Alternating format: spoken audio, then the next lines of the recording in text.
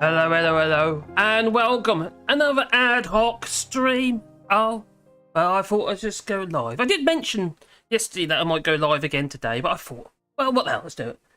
Well, I thought I was kind of having an hour because I was absolutely shattered earlier.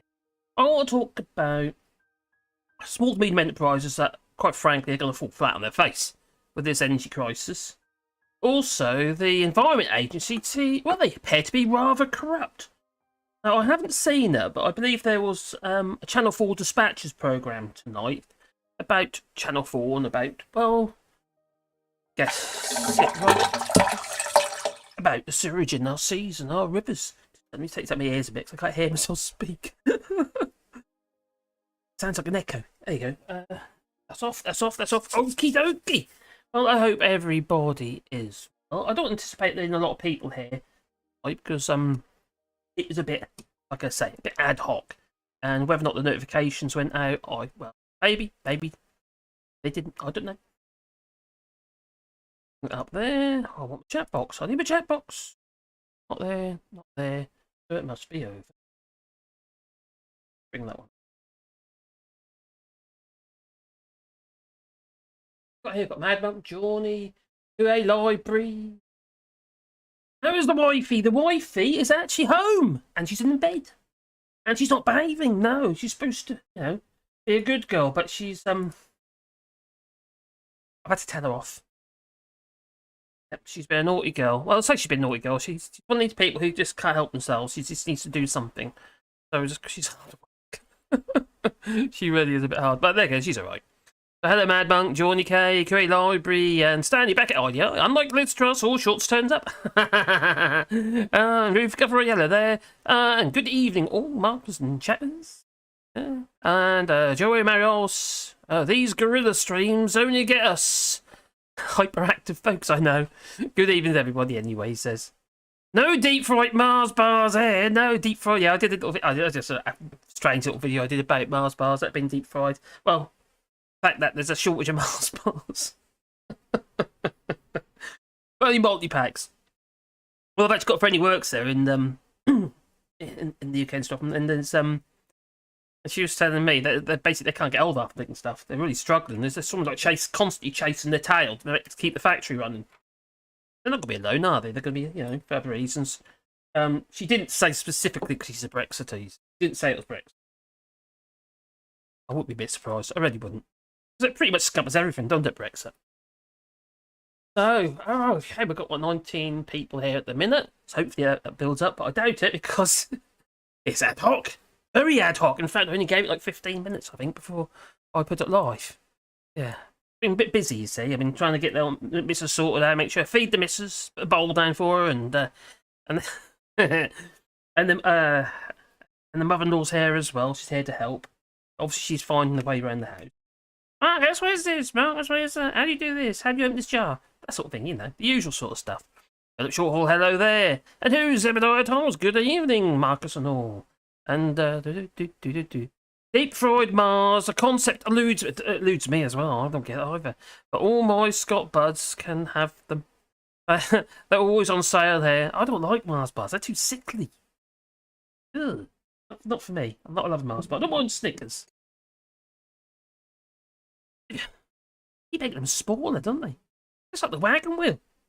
I'm sure the wagon wheel used to be this big. Now it's like this little thing like that. What's happened to it? It's like an Oreo now. Yeah. Pointless. So yeah, so I want to talk about businesses that are suffering because obviously there's energy crisis. Also, the Environment Agency appears to be a little bit, how to put it, a bit corrupt, I would say. These airplanes, what's happening is that's better. I have to have them a little bit out because otherwise I might get air pressure. So they kind of block your ears, and then I can't hear myself speak. There's no feedback, you see, through the microphone to hit, only for the sound effects. Ooh. Oh, poor little SME businesses. I can't afford to pay their electric bill. No. Can't want to add to. No. In some cases, I've seen reports they 1,000% increase of some people. On the whole, she was average around 300 to 400%. That is scary stuff for businesses, and it's going higher, isn't it? So, yeah, they've got no energy cap to protect them. Well, saying that doesn't sound like the energy cap is protecting many people either at the moment, does it? Was it 3,549 now? Something like that, that's it, yeah. And then it's going up again in January. They're saying it's going to be at 5,500 and likely to be more. This is just not sustainable. People just will not heat their homes. The thing you've got to remember is about your energy. This is the period when you really need it, and it sets the tariff for the rest of the year. You're not using extreme amounts of energy through the summer months, it's always through the winter months, and it balances out if you spread your bill over the year. So it's not very helpful. No, in fact, it's quite scary for many people. I'm very worried, actually, to be honest. Even for my family that in the UK, you know, they're going to struggle. With some of them on reasonable incomes, you know. So it's a bit frightening. It's like my son Wayne. He's worried about his energy bills going up, but also the interest rates because the mortgage rates and his fixed term rate is going to end in about a year's time, and he seems to think the recession is going to be going way past that, and so do I. Yeah, I say this. If they keep going on, oh, we're definitely heading for a recession. They all say that all the time. We're in one now. We really are. In real terms, we're in a recession. What is that? That's 2 quarters of negative growth. It's supposed to be. But, it's all about what you got in your hand, isn't it? What have you got available to spend? I'm starting to think cash is king again. Yeah. People need cash. It's all very well having, well, money in the bank, so to speak, and cards and credit and stuff like that.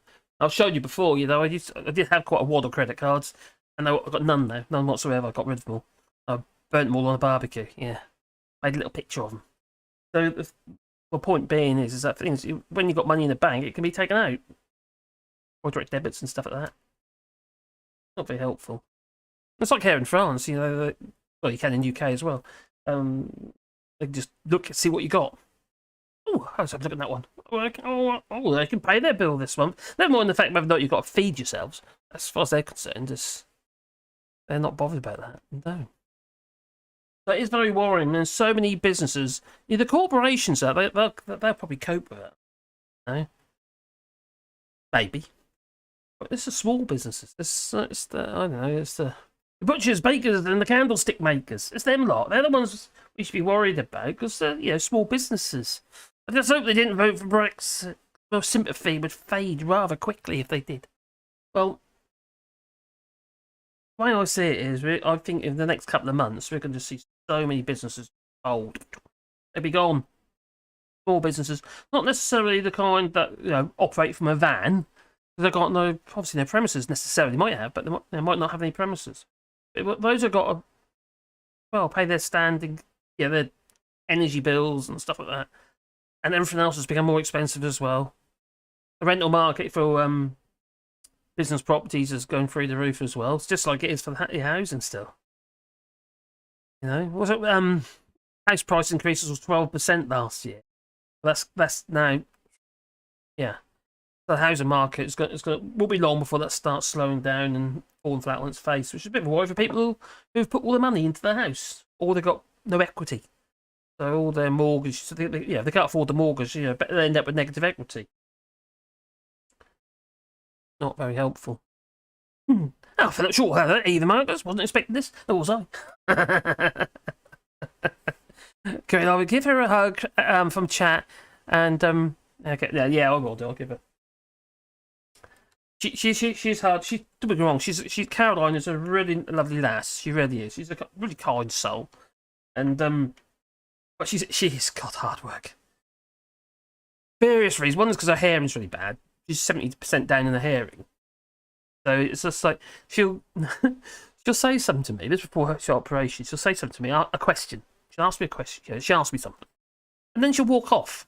And I thought, what's the point of me? You're not going to hear the answer because you're now on the other side of the wall all the time. You don't kind of accept that she's got 70% hearing loss and got hearing aids, which is not that brilliant because the freaks and the pitch that she's in, they don't help that much. They do help if she's got line of sight and lip reads a little bit as well, you see. So she's just struggle with that. So bless her heart, really. I'm a village kid, says Salea V. And also eat most of an animal. Oh, what, the teeth? Do you eat the teeth? You can't let good things go to waste. But it's a bit like here in France. They eat everything. Everything, pretty much. Including the anuses. Ostrich anuses. No, that was the Doris, sorry. Had a look at what Scotch eggs are. And they look delicious. And they're just like sausage meat, aren't they? Around an egg. With some breadcrumb on it. Then there's Scotch eggs and there's Scotch eggs. There's real Scotch eggs and there's the ones you get in the supermarket, which are pretty gross. Yeah. But make your own. Yeah, just like pork pies. Make your own pork pies. Oh my god. They are so good. The Tory party is a party of business, but not the SME, small to medium enterprise. Only the big companies they have shares in and get their, you know, lobbying and all that. Like Owen Paterson did. And Matt Hancock did. Pretty much all of them did. They keep doing it, don't they? They are an absolute nightmare, these Tories. So, anyway, I'm going to get into it. First, I've sipped my wine. Yes, I haven't got a wine glass.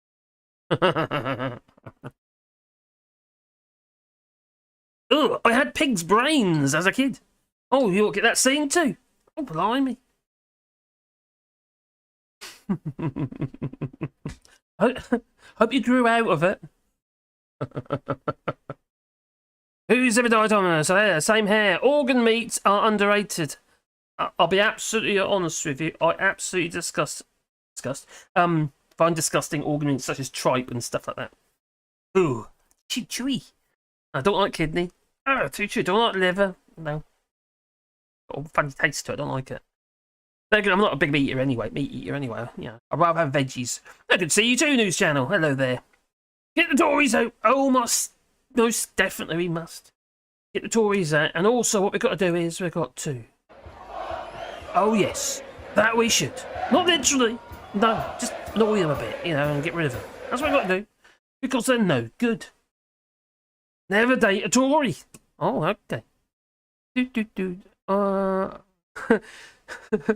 Because you said testicles, it got flagged. Oh, so it's there. That's good. Cheers, Mad Monk. These were given to the dogs, and they got really horny afterwards. What? Very good. And not just sawdust, hello buddy. Just saw a baker in Netherlands. Gas, electricity contract went up from 30,000. Yeah. Whoa!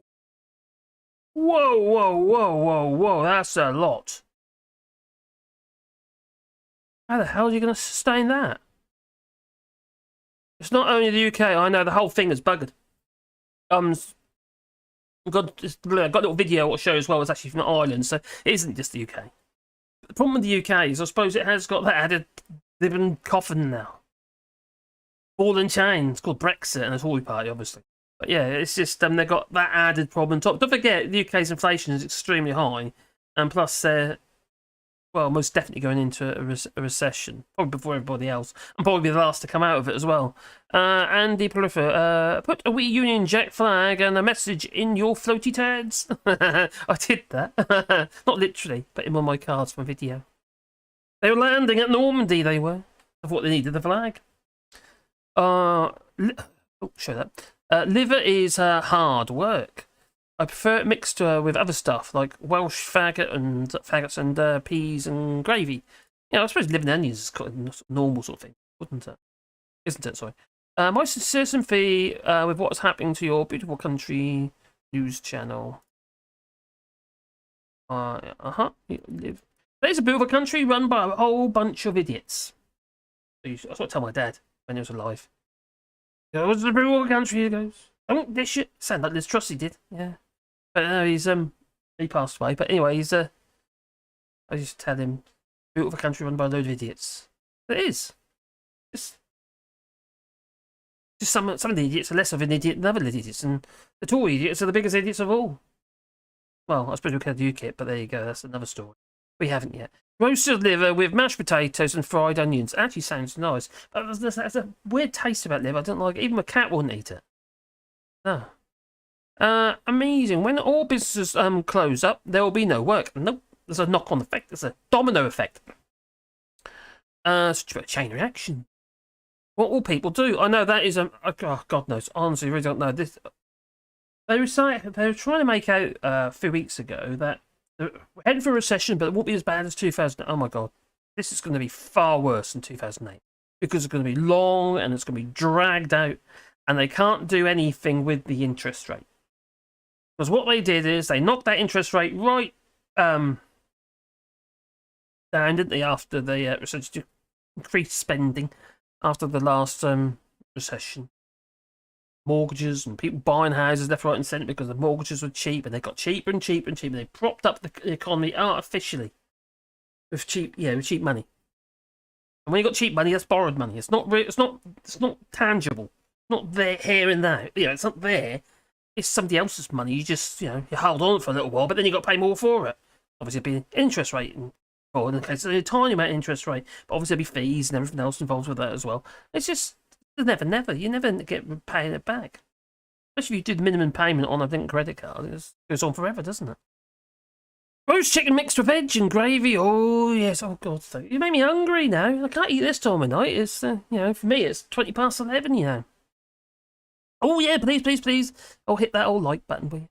Maybe that little bell icon, because then you get a warm fuzzy feeling in your pocket every time I upload and have a video. Now, we'll get into what we want to talk about in a minute. I don't want to be doing this all night again. Oh, we want to, but it's just, it buggers me up. Yeah, everyone talks about the recession. That is already happening. I know, you're right, Joe. It is. It's the here and now. We're in it. We're in it. We're in the start of a recession. We really are. Well, I say the start of it. It's probably going to be on for several weeks, if not months.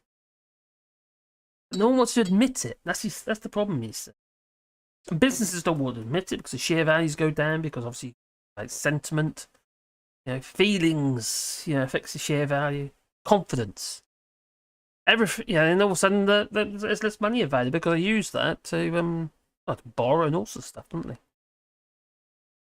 What about food? It's really news channel. It's really worrying. Very, very worrying what's going on in the UK, but also here in France and also in Ireland and like I say Netherlands as well and Portugal. Everywhere is Is it Putin's big plan? Probably.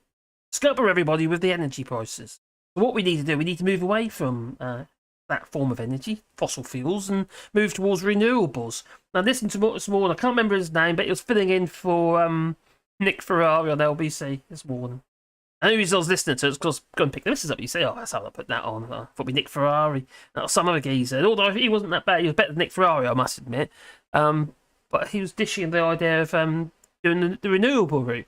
When renewables are a relatively quick way of actually providing power. Provided you can buy this stuff, though. And you keep going on about nuclear and this, that, and that. Oh, God, it's going to take like 15 years to build a nuclear power station. And 9 times out of 10, we end up getting some other country involved, like China. Or France, and it's just then they've got the short and curlies again. We talk about in the UK, they need to start thinking about. They keep going on about we're an island. You see, we're an island, yeah. But you're relying too much on everybody else. You might as well not be an island. You might as well fill the channel in. Put a road there. Oh, but they tried to train. I'm so sad. My Union Jack Doc Martens are unsellable. Why the hell did you buy him? Oh dear. Oh, so not even a small amount to support a tree. Oh, bought them when owning an English car. Stupid me. And the shoes are still like new. Oh, never mind. They're only shoes after all. Yeah, to all my cars. I was at the airport yesterday picking the missus up. So picking up the mother-in-law. Oh, no, not the missus. No, the mother-in-law. And she's about 80. Although she's been fit in the sense that she's strong, she's always on the go. Every battery, she's not Duracell. But yeah, so I went to pick mother-in-law up, so I had a little scan around. So one picked she sat in the car for a couple of minutes. I walked around the car park. Oh my God, a whole load more English vehicles. And I didn't bother checking the newish ones, I didn't. I thought I'd just do a random check. I did about 6, 7 older cars that I found there with English plates. And yet again, same thing again. Either they're sawn, I've got no MOT, or it's just Oh, oh, I just find it so frustrating. Now, when I looked online, some of them are saying they've got no MOT, but they're taxed. I think, sorry, so they're sworn with no MOT, and sworn. And I think myself, well, the fact that sworn you're not legal to driving on the roads in the UK, so you aren't legal in the EU or in France.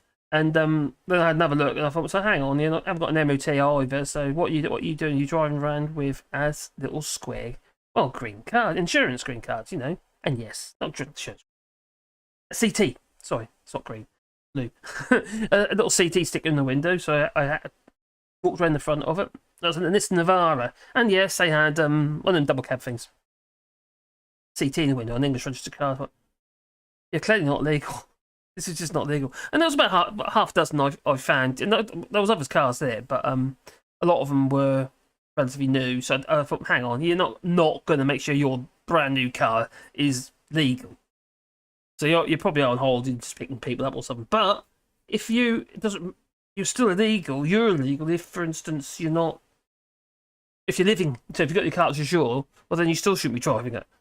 So, but I can't tell that, can I? Obviously, I don't. Unless I go, have you got your car as usual? Did you know that your car is illegal then? Or the legal for you to drive that lovely car then? Yeah, they'll probably just punch me. Probably. Or get hit on the head with a handbag or something like that.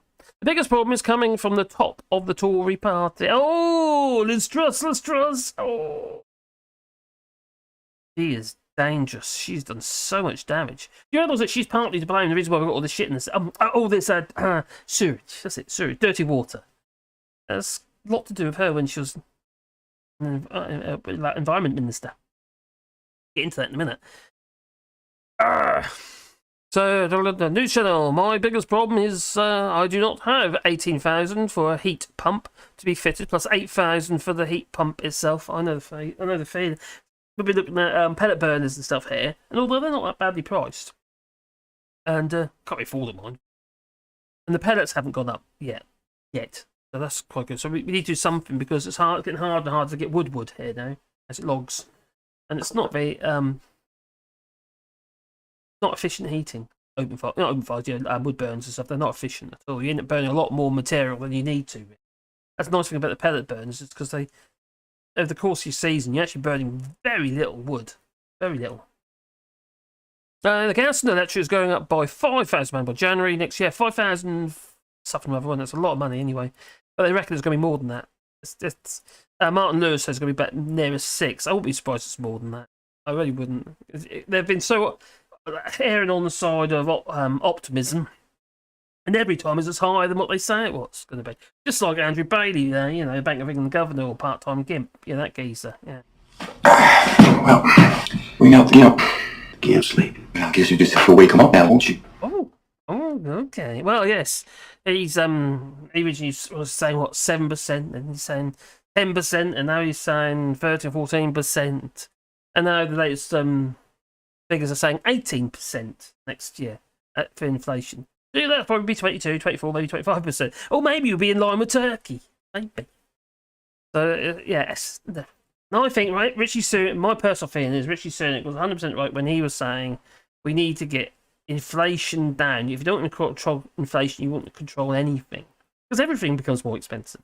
Just inflation's what it does. But then you've got those with their pensions and who work in the civil service or the MPs and stuff like that with their pensions. See, they're right because they're all linked to the. Yeah, it goes up with inflation if you've got a civil service pension. And we checked that because my missus has. She used to work for the school, you see. So her work pension has actually gone up. It's a small pension, but it has actually gone up in line with inflation. So, costing the country £6 billion a year additional on top of everything else because of inflation. It's nuts. Mars bars are haunting everything. I know, it's terrible. So sad about the Mars bars.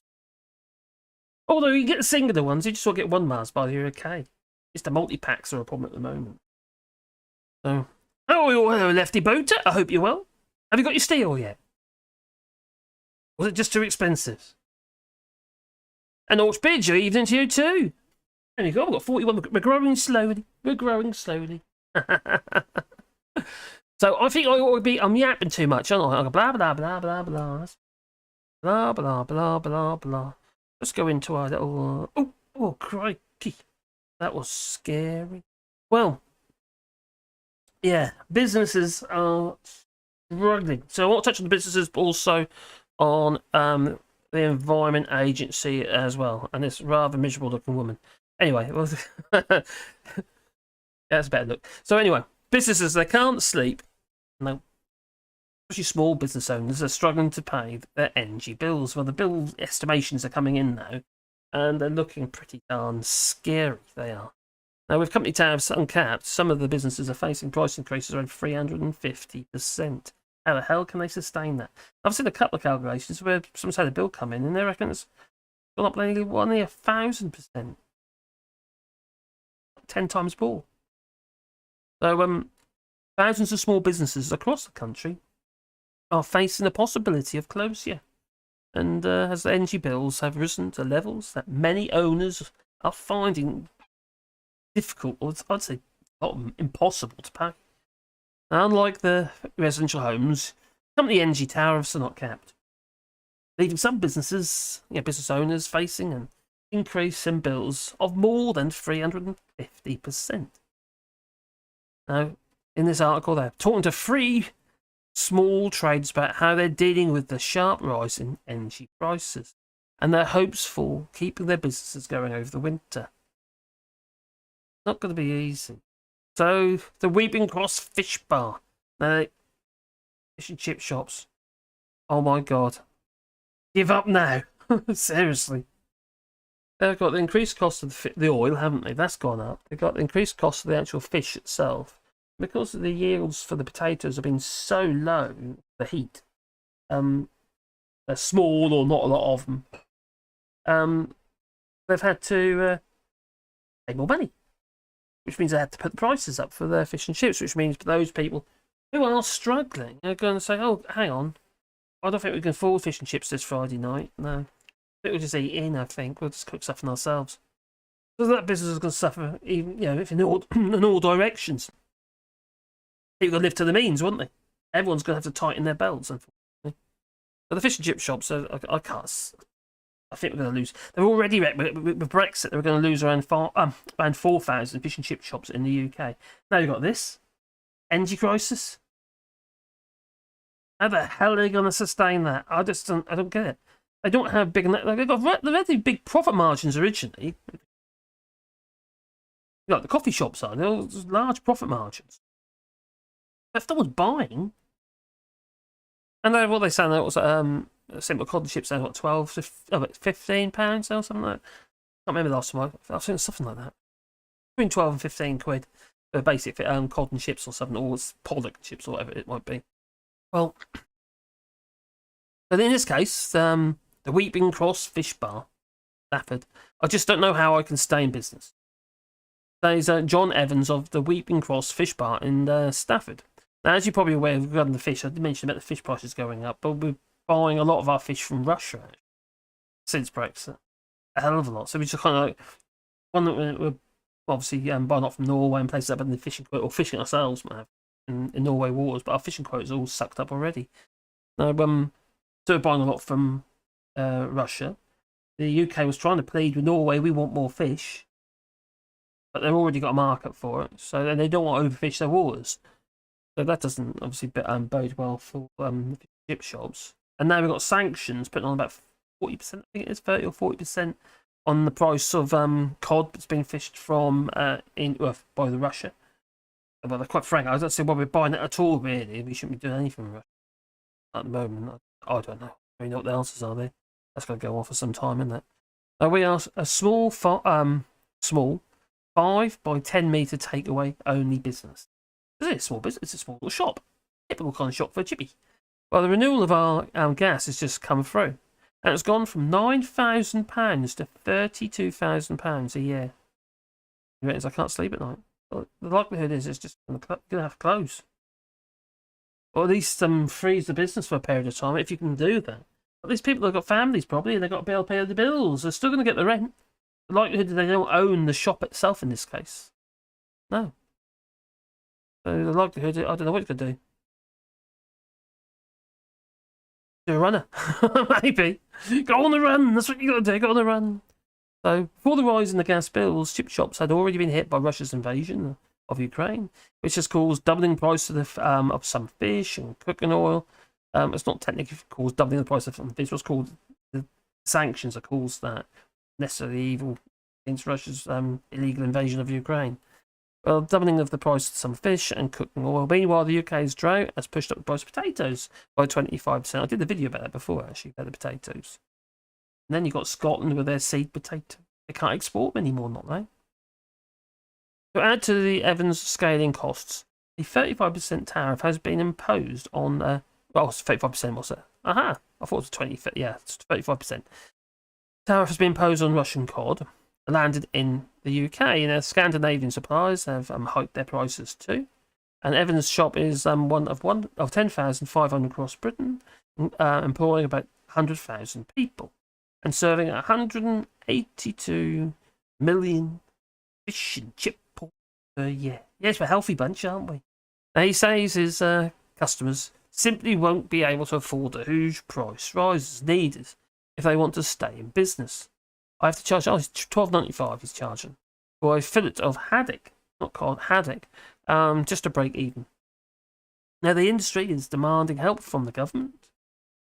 I think all industry is hoping for some level of help, but the Dean Sahari has made a statement that it means bugger all because he's not likely to be there. He's not going to be the Chancellor of the Exchequer. So whatever he says, say whatever you like. Probably get changed. Well, so yeah, it's cutting the VAT, which was reduced by 5% during the COVID lockdown, but has since been returned to 20%. Andrew Cook, president of the National Federation of Fish Fryers, says that the current VAT system is nearly 50 years old and is outdated. We don't want handouts, and a temporary reduction just prolongs the life of a system that is not fit for purpose.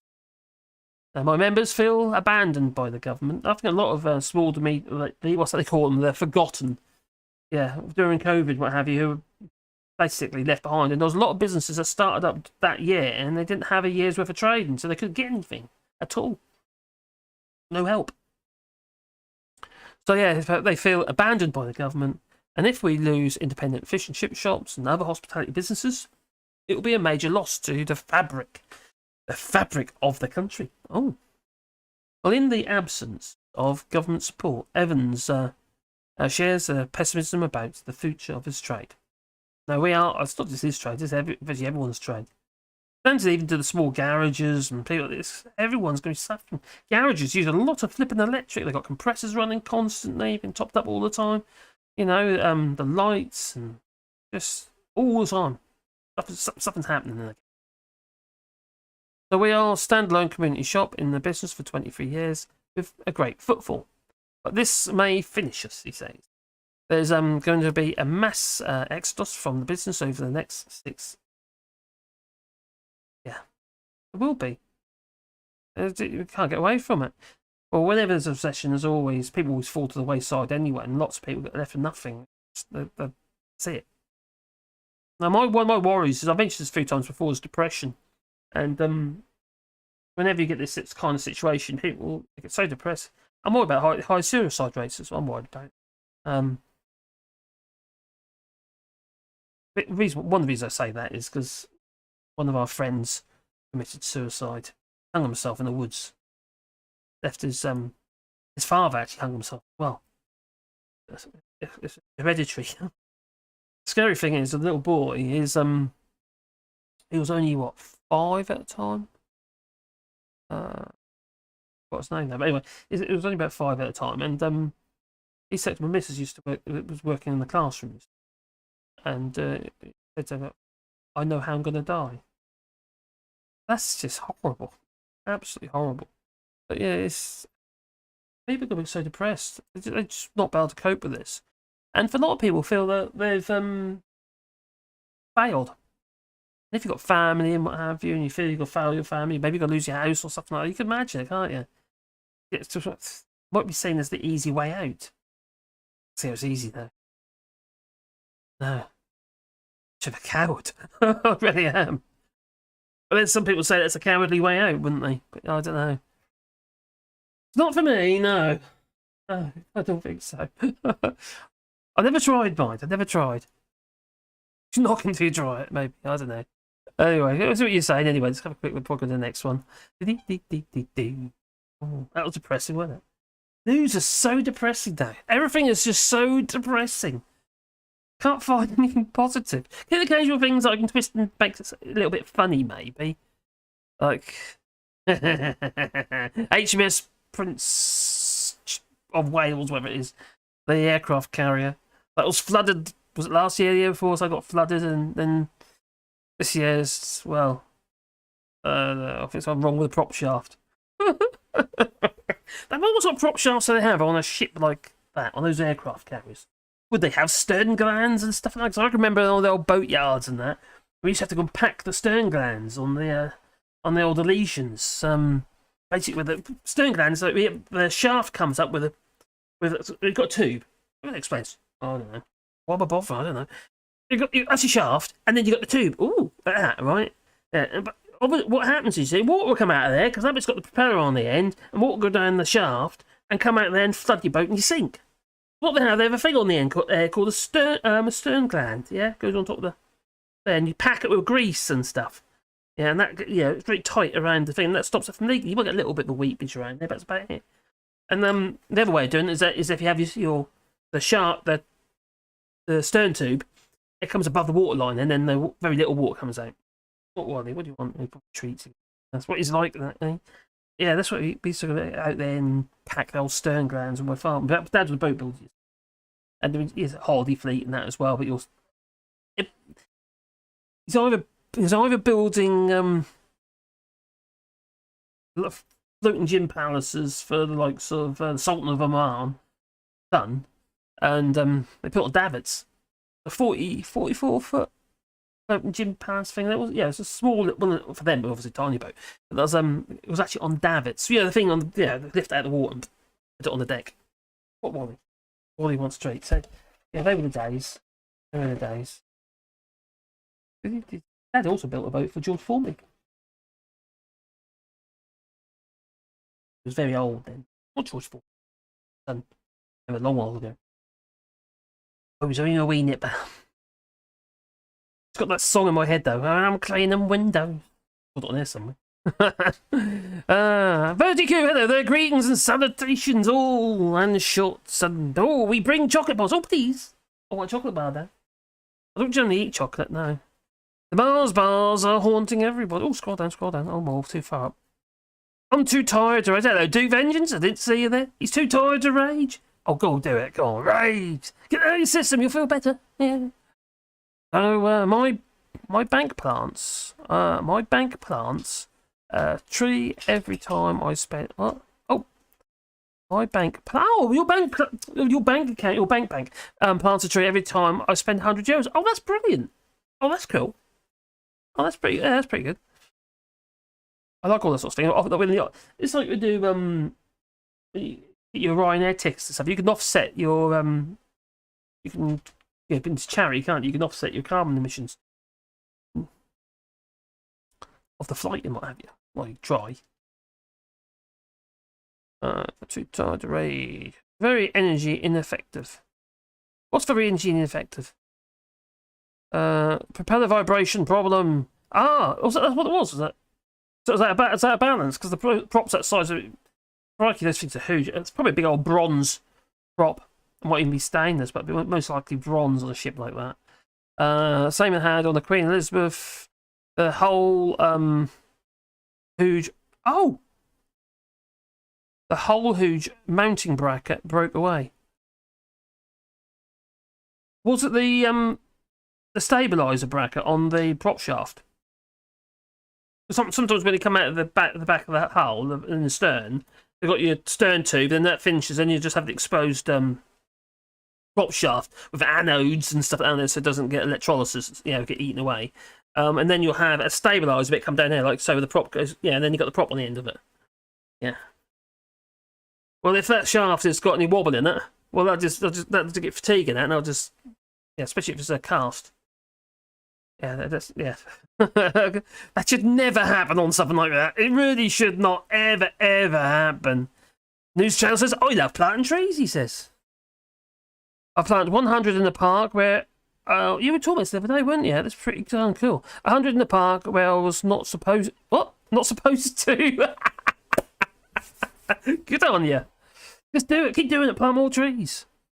There's a serious problems with carbon offset schemes. They usually a shell. Oh god, yeah, they're not. But the optics, yeah. You think you're helping? I get you.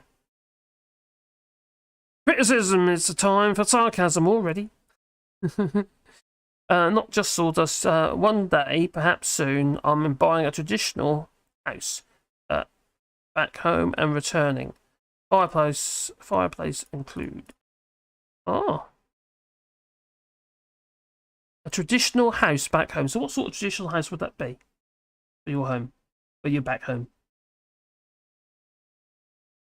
Oh, you got a little finca. That's like a single-story Spanish house, isn't it? Finca? Is that right? I think it is. Quite often on like an orange grove or something like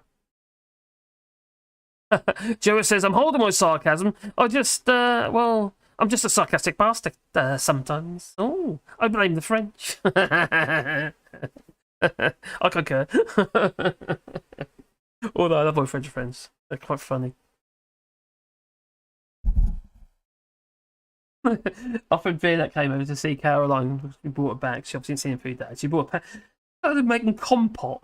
She started taking things out of her cupboard and making a compote. That for Caroline. Oh, that'll do. And she started cooking up this compote thing, and that was I think it was apricot, banana, and something else in it. I don't know. Funny. That's quite sweet, though. She's quite a caring sort. Okay. I need a energy drink. I'm absolutely shattered, by the way, as you see, you know. I might blur my words. Blah, blah, blah, blah.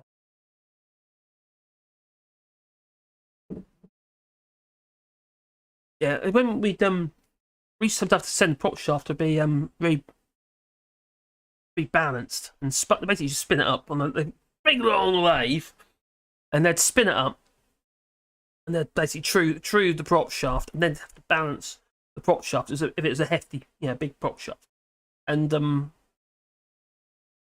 bit like I suppose I put balancing your tires. Those things, God, they're heavy. Really heavy. But they all tapered at the end, and then you had the big bolt on the end. And you got the nut and stick your prop on. Generally a bronze propeller. But yeah, some expensive, very expensive things. So anyway, we're back in hot chocolate. Oh, you sexy thing. No, okay, I'll shut up now. Well, hot chocolate tanning studio in Lincoln. Well, Lucy Wilkinson has seen off recessions, downturns, and global pandemics nearly 18 years running hot chocolate tanning studio. Do people still tan their bits? See the point myself. In Lincoln, but rocketing electricity costs are now making her fear for the survival of her business. I wonder if she makes people look like maybe. Like you'll go person, woman, man, camera, TV. And what was that about Donald Trump and those stupid little goggles he must have wore? Because his eyes were always white. The rest of them was orange. Literally orange. But his eyes were like white. Wouldn't you notice that? He should have got his eyelids sprayed at the same time. Yeah. Some kind of weird spray tan he had, didn't he? Bizarre creature, that man. Bizarre. So, yes, this poor lady here, Lucy Wilkinson, is worried about the survival of her business. The salon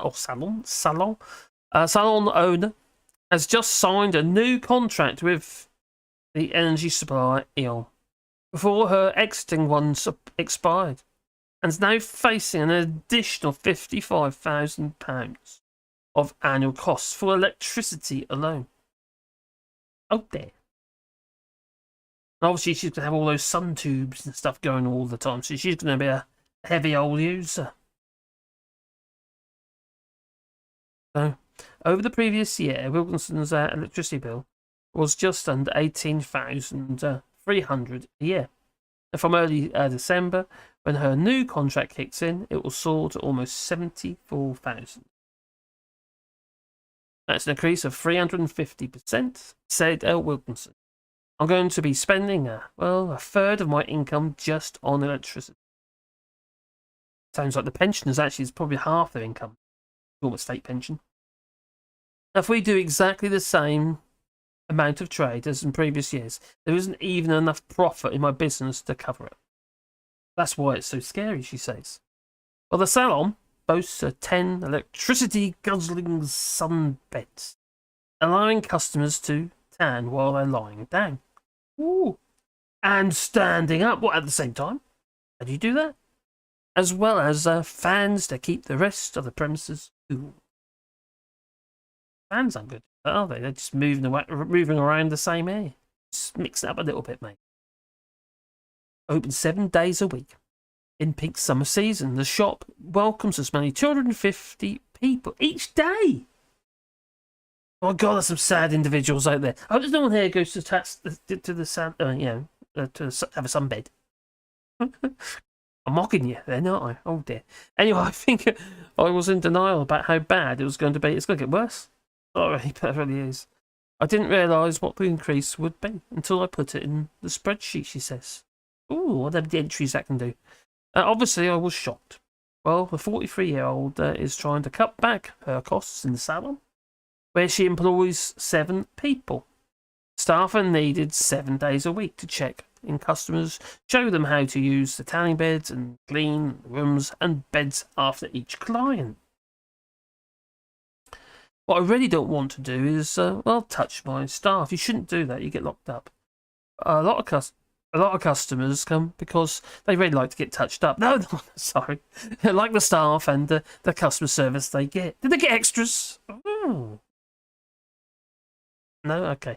Wilkinson just raised her prices by 15p more than in previous single price increases, but she doesn't believe this will cover the extra energy costs. Well, 15 pence in, is it? And may send customers to the competition. Well, they're going to be in the same boat, don't forget. Their energy prices are going to be going through the roof as well. Maybe she needs to do a bit of recce. Try and find out. See, I've got the same problem. Now, with 2 years left on the shop's lease, the salon owner is focused on getting her business through the next difficult period. The fact is, I'm tired. Yeah, I'm tired. And in 2 years on her current energy contract really scares me. Can I survive for that time? I don't know. Well, if she's saying she barely covers the bit that we can't, you're not going to survive it. Fortunately, I hope you do, obviously, but you just I think sometimes you have to get real. And I had to get real when for the last recession, 2008, 2009, and we were already contemplating coming over to France anyway. And my business got hit hard, really hard, during that recession because I did a lot of council work, and the councils were really having to tighten their belts. So the contractors, such as themselves, who've been working with them for a very long time, they started using cheaper people. And normally what's happened is go to tender anyway. I was got to the point where they wouldn't bother putting stuff in tender, just asked me to come and do it, which they're not supposed to do. They're supposed to go to 3 people or 3 businesses. You get a relationship, don't you? And anyway, just they got to a point where they had to. So they're paying to tender, and cheaper quote was getting it. And although failing on many times, on many occasions, the job wasn't getting done properly anyway. But we had to. I got to the point where I said, hang on, I'm going to have to shut up shop. I can't afford to run. Unfortunately, I had got 13 people working for us at the time. And, 13 people working. Unlucky for some. But yeah, it's just, it was heartbreaking. It was actually, some of these people have been with me for many years. So loyal. Well, really good people. And all I could do is just give them a severance. That's all I could do. Otherwise, the business was going to be flat on its face anyway. Well, it's heading. It's getting to the point where it's every month. There's always money being held back, and then it went to the next month, and then there'll be a different amount of money held back. You get a bit of the last month, and it's just the deficit was becoming bigger and bigger and bigger and bigger. So it was not sustainable. So we just closed up shop, and it was annoying, very annoying. Anyway, he says I can't switch off at the moment. Everson said, I just had to cut back. Oh, no, it's one. New clown spill. Sorry. The new... Hey, before we get that, get my words out. Get my worms out. Let's just check the chat. I don't want to ignore people, do I? I don't want to do that, because that just ain't on. So, back down, okay, here we go. What? Some stuff about semen? What? Is anyone else's Twitter down? Well, I can tell you, because I've got Twitter up here. Let's just open a fresh page. The thing about Twitter, not anything like that, they're not all... If it does go down, it's not necessarily all the servers, is it? No, mine's fine. Oh, my Twitter's down! Yes. I can show you. Just like... Oh, I go with that one. Oh, where's it gone? Oh, that one. There you go. There you go. Is that what you got, Grey Library? My Twitter's down. Oh, dear. Go on, Rick, retry it. No, something went wrong. Twitter's been hacked. Blame the Russians. All the Chinese. Oh, dear. Oh, that would be helpful, is it? There you go. I'll put it back on. There you go. Yes, it is. Twitter is down, my friend. So, unfortunately, Twitter is down. Now I want hot chocolate. You sexy thing, you. Well, I remember in 2008 crash, but that is not as bad as this one for sure. No, I agree 100%. I mean, nothing like this is gonna just wipe everything out, I think, and the world is gonna turn itself inside out, and we're all gonna implode. That's what's gonna happen.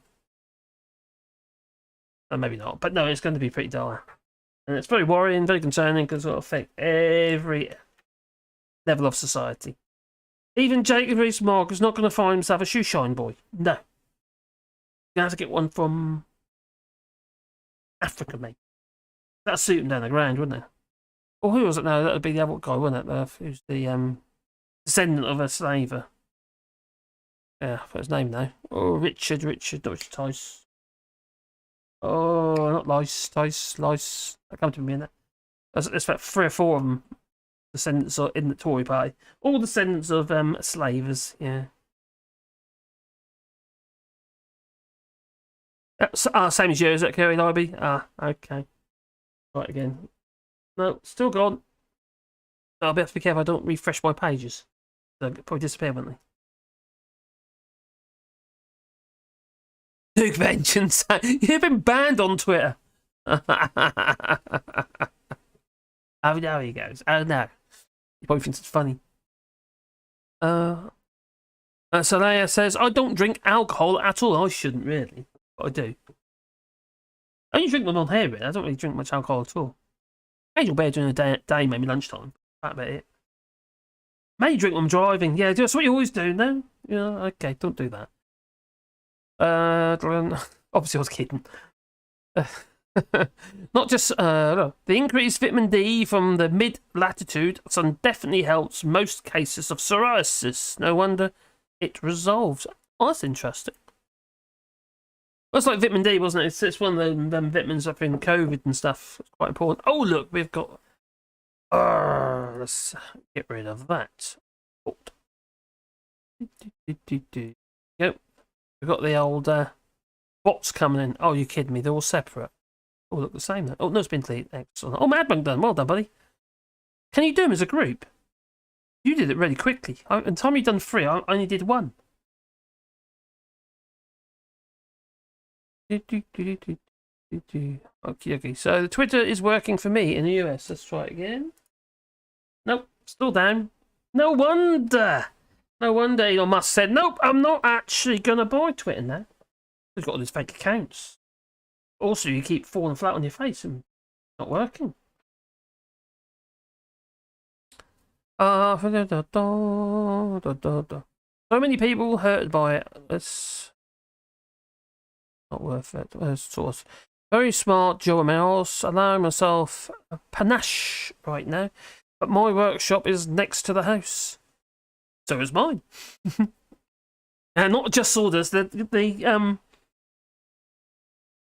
in the name, you see. He likes making things out of wood. But so do I. Yeah. So your workshop is attached to your house. Mine's the attached barn to the house. So yeah, which you've probably already seen. Angel Bear here. I had some crazy adventures with vodka bottles and bikes some years. What? And bikes some years ago. But I decided to meditate and I said yesterday I want to give that a go. Meditation. I can zone things out. Maybe. You have to hug a tree and stuff as well. Not like just. I got to do yoga. I want to do yoga. I used to be really flexible, not anymore. Because I'm fat. That's what I need to manage. It's my fatness. You can block user and take care of them. Oh, I see. Oh, cheers, buddy. Thank you, Mad Monk 33. Oh, who's it? Oh, I drink beer, I do. But do fancy a snifter. What's a snifter? My neighbour gave me some Dutch miniatures the other day. Brandy. Oh, might have one. For medicinal purposes only, you know. Who's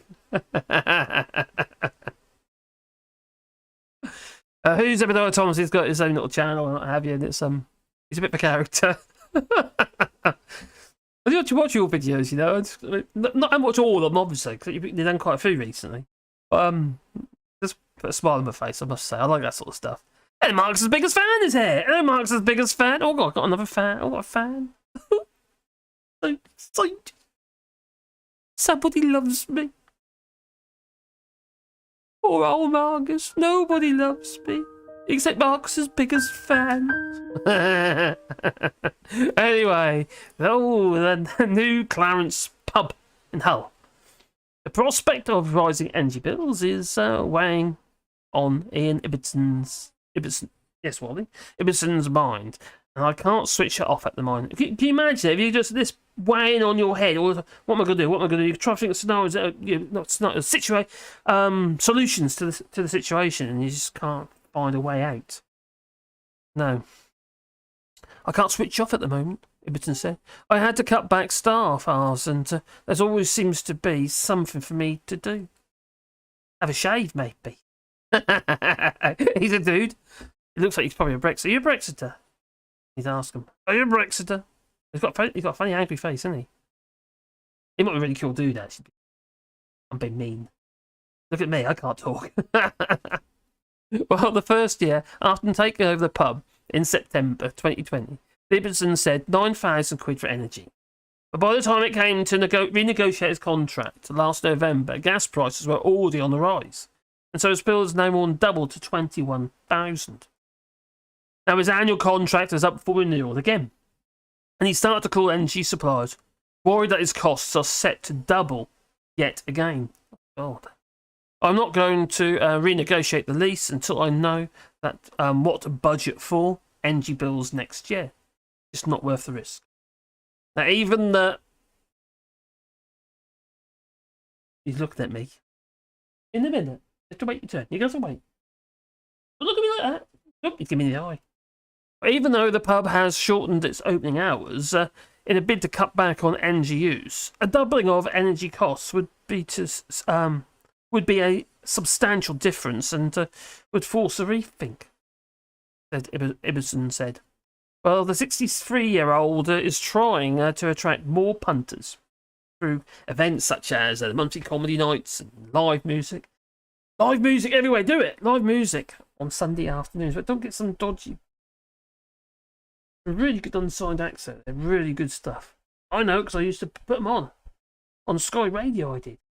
Radio station. Oh, they were the days. So, but he has already noticed the impact of the cost of living crisis. As regulars come in less often and there's less passing trade. It's a double whammy, he says. When everything is costing so much more, and the customers have less to spend, like we were saying earlier. This is just a snowball effect, you know. It's just problems going to get bigger and bigger and bigger and bigger and bigger. There's a perfect storm in hitting all different directions. But Ibbotson, who's also has a business producing chili sauces. Oh, is that the no? Has he got grey hair now? Is that? No, that isn't Leroy. No, it's not Leroy. Levi. Sorry, Levi Roots.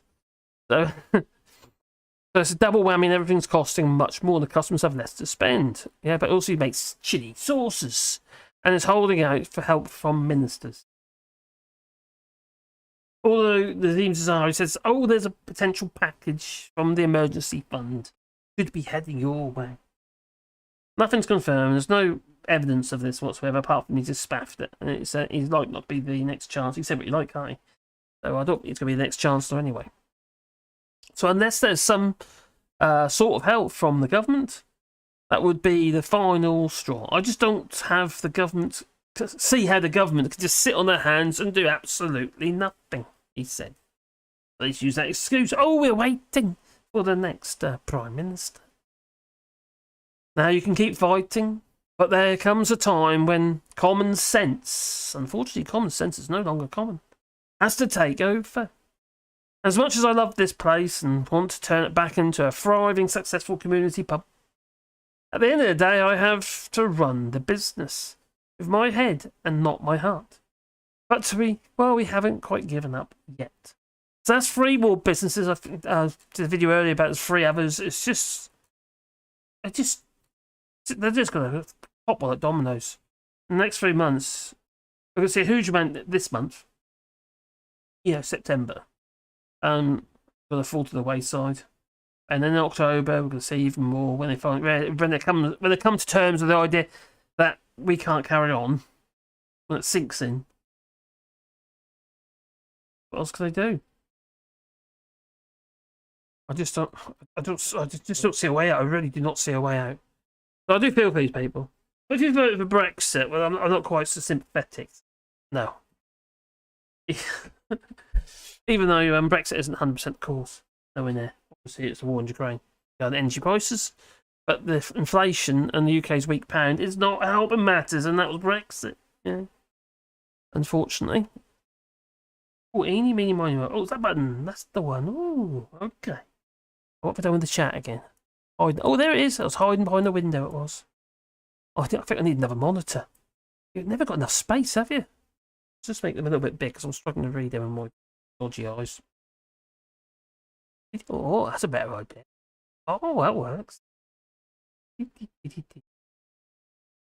My other computer's turned off. Oh, Bom's gone to sleep-o mode. We've done 1 hour so far, so I'll do a bit about the Environment Agency as well. I don't know if anybody watched the Dispatches programme. I think it was on tonight, or at least it said that in the article, but I haven't watched it. Been busy. Just read the article.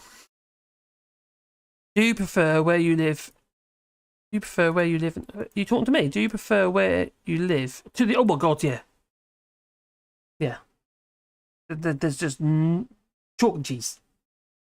Although where we used to live in the UK was rather nice. We were in a village called Salhouse in Norfolk. I mean, Sally's Broads and what have you. But when we first moved to the village, the missus, it was pleasant. A real community atmosphere. Trolley dashers and pram races and all sorts of stuff used to go in the village. It was a real community spirit.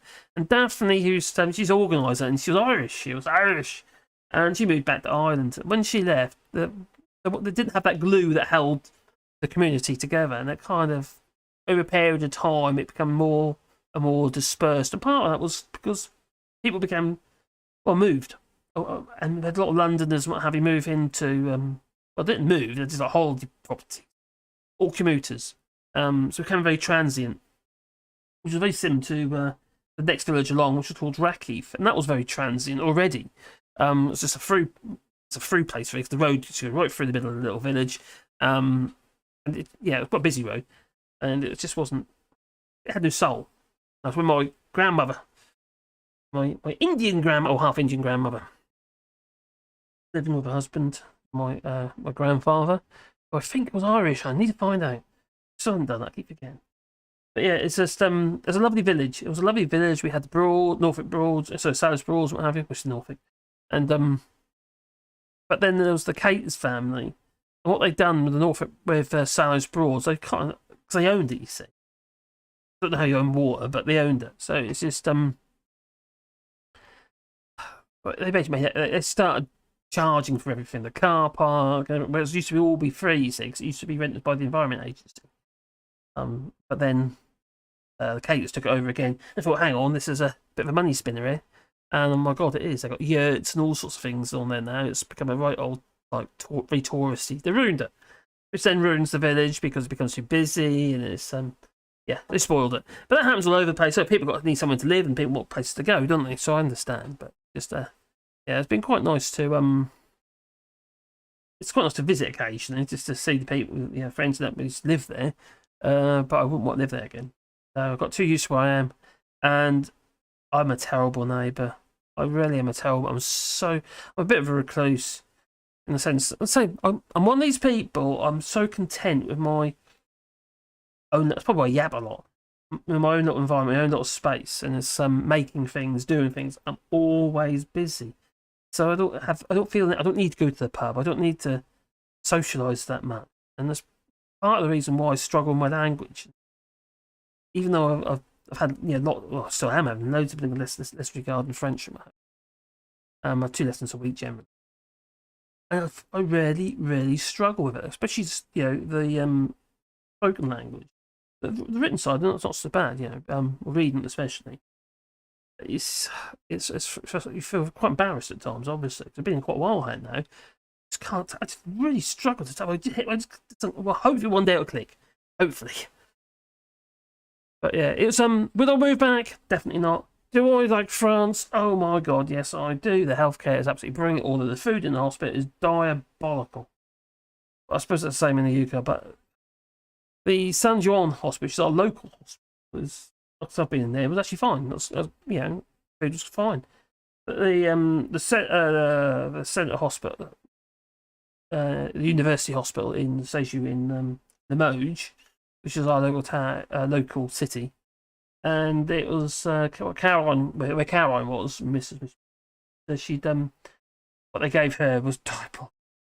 I mean, it was slop. It was gruel, real gruel. She literally every day they were giving her literally just a bowl of you like smash, you know, that powdered potato and a compote. That was it. The problem is Mrs. is vegetarian and they're just lost, don't they give them? Vegetarianism is still isn't really taking hold here yet, and so they don't quite understand it. Not yet. Well, they do understand it, but they don't actually. Yeah. The thing is, my daughter-in-law also was in hospital, have their eyes done in hospital. They do some laser treatment on her eyes because she's gone blind otherwise. She's fine now, and anyway, she was in the hospital and they said, I'm vegetarian. So they picked the plate out and they just pushed the chicken off the plate and give it back to her.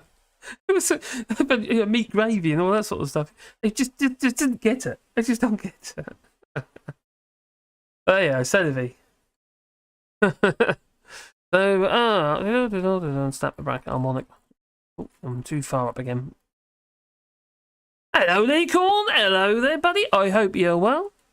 I've nearly drunk all your beer. I've got 2 left. I've got 2 beers left. They're lovely beers, I tell you. Well, you know already. The local Green King pub has been closed since lockdown, and they've put in planning permission for a drive-through, Greg's. Oh, really? Now in Norwich, where I'm from, in Norwich, in Norfolk, there used to be a pub for every day of the year. 365 pubs in Norwich. And there's hardly any now. You know, nothing what there used to be anyway. The Weatherspoons. I think there's 3 Weatherspoons in Norwich. There's the Glass House, the Bell, and the one near the Asda. I forgot what it's called now. Into W again. It's not Weatherspoons. It's anyway. It's 3. That's 3 what I know of anyway. And Casper Northerner, hi, lefty boat. Just glad I'm here. Oh, nice to see you nice. The Tories are only going to help the poorest billionaires. I was watching a documentary, really, really, really worth. It's a little bit like a film, really. About John McAfee, and it's on Netflix. And oh my god, I never realised. My god, that man. It basically was on a run all his life, effectively. But he's the guy who, you know, the McAfee antivirus software. Well, it's John McAfee. and he's basically hacking everybody. The cartel didn't like it. And you should tell everybody, I know what you've been up to. And he's just saying that everyone was after, everyone's trying to kill him. And then he's just constantly on the run from one country to another. Bali and all sorts of places. It was very interesting, actually. Strange man, but one of them sort of likeable kind of rogues. I had respect for him. It's what he. Sake, I suppose I better. Yeah, but that's but anyway. He got It says in the Wikipedia that he hung himself, but because he believed everyone was trying to kill him. He had a tattoo and says, "If I'm found dead, if I'm found dead in a prison, I've been assassinated or something." I mean, very very interesting documentary. It's on Netflix. I can't remember. It's all about John McAfee anyway. Never realised it. Didn't know much about it, to be honest. M. Carpenter said, "Oh, your friend, Elon Musk, he had a lot of sense, buddy. Because Twitter is down. Still down. Twitter is broken. I bet he's glad he ain't bought it, although they're trying to sue him at the moment, sort of force him to buy it. Ain't gonna wear, is it? Not when it keeps breaking down. Twitter. Oh, hello, Henry Jean Passy. Good evening. I think all this is deliberate so that everything can be bought very cheaply by party members and donors. We will be paying rent to live in our own country." The only thing about that one, Henry Jean Passy, it most certainly is a world problem. The UK is in a bit of a worse situation than most of them, but we've got problems there as well in France. Our inflation's 7 to 8%, 8% at the moment, something like that. And that's obviously going to go up. I know the UK's is higher, but at least we don't have the energy problem. No, not regarding, obviously, electric. We do, obviously, regarding fuel. And I filled up the car. I say filled up, I put some diesel in the car. That was 196 our diesel at the minute. And the petrol's cheaper for some reason. And it's usually the way around here in France. Normally the diesel's the cheaper one than the petrol. The essence. So it's yeah, that was very frustrating. And also our local garage, we've got a little garage here. It's a bit of a sort of an isolated garage. It's quite new. It's only about 2 or 3 years old, but it's all automated and it's 24-hour type garage. There's no one there. You can go and fill your car up, whatever. Well, normally it's expensive. But this time it was like 15 centimes cheaper. I wish I put my fuel in the car there. That's 15 centimes a litre cheaper at that particular garage. Yeah, petrol station, I mean. That was at the big old Super U, which is normally cheap. I think it's because the fuel changes much faster, you see. You get more refills, what have you, at the big garages. So they obviously update the prices. So I'm guessing, obviously, much quicker. Not just all that says, luckily we have a chili farm a few kilometres away. That Scottish immigrant makes nice, spicy sausages and sells all kinds of peppers fresh. Oh, peppers, sorry, fresh peppers. Oh, God, lovely. My peppers didn't do very well this year. I struggled to get actual plants growing. They're very late. They're still there and they're still alive, but they don't look very peppery, as in many peppers on them. And the chili's the same. I don't know what's going on. I think it's been too hot. The chilies, it shouldn't really be, should they? Just didn't want to grow. They're stunted. I think I'm scaring them. Maybe because I keep singing to them. That's what it is, isn't it? I don't have a TV, but I'm sure we'll see clips of dispatches on Facebook tomorrow. Yeah, most likely. I look forward to it. Yeah, really, we don't watch TV either. Well, Caroline does. She likes a bit of television. I don't watch TV at all. Saying that, occasionally I might got a TV in the bedroom, and I might plonk that on if the news on or something like that. But very rare, very rare. I'm always in front of my computers. I get everything I need out of them, really. So if it isn't the one I'm looking at the moment, it'd be that one over there. So or to be editing with videos and stuff like that for my channels. It'll be all sorts. I'm just in here. It's like my prison, my den. I reckon my dog could take Liz Truss in a debate. Can he say pork markets? And she does it. And all she does is lick her own ass. Sounds like my dog. You got worms? But mind you, my dog isn't much. Very funny, dude. Very funny. Yeah, you got me there. What on earth does What on earth does not allow meditation? What on earth does not allow meditation? What I don't know. What doesn't allow meditation? I don't know. When I meditate, I can leave my body. You're floating about and then, hello. I'll tell you what. When you leave your body, can you feck yourself? Sorry. Well, not all dissociative syndrome. What?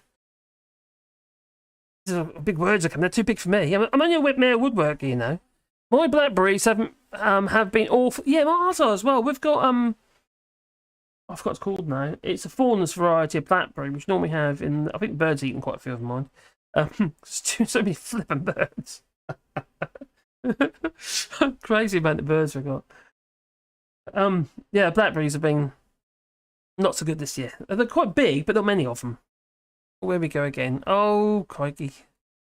The very concept tells me that perhaps that it's not a place where I should purchase my food. Goer.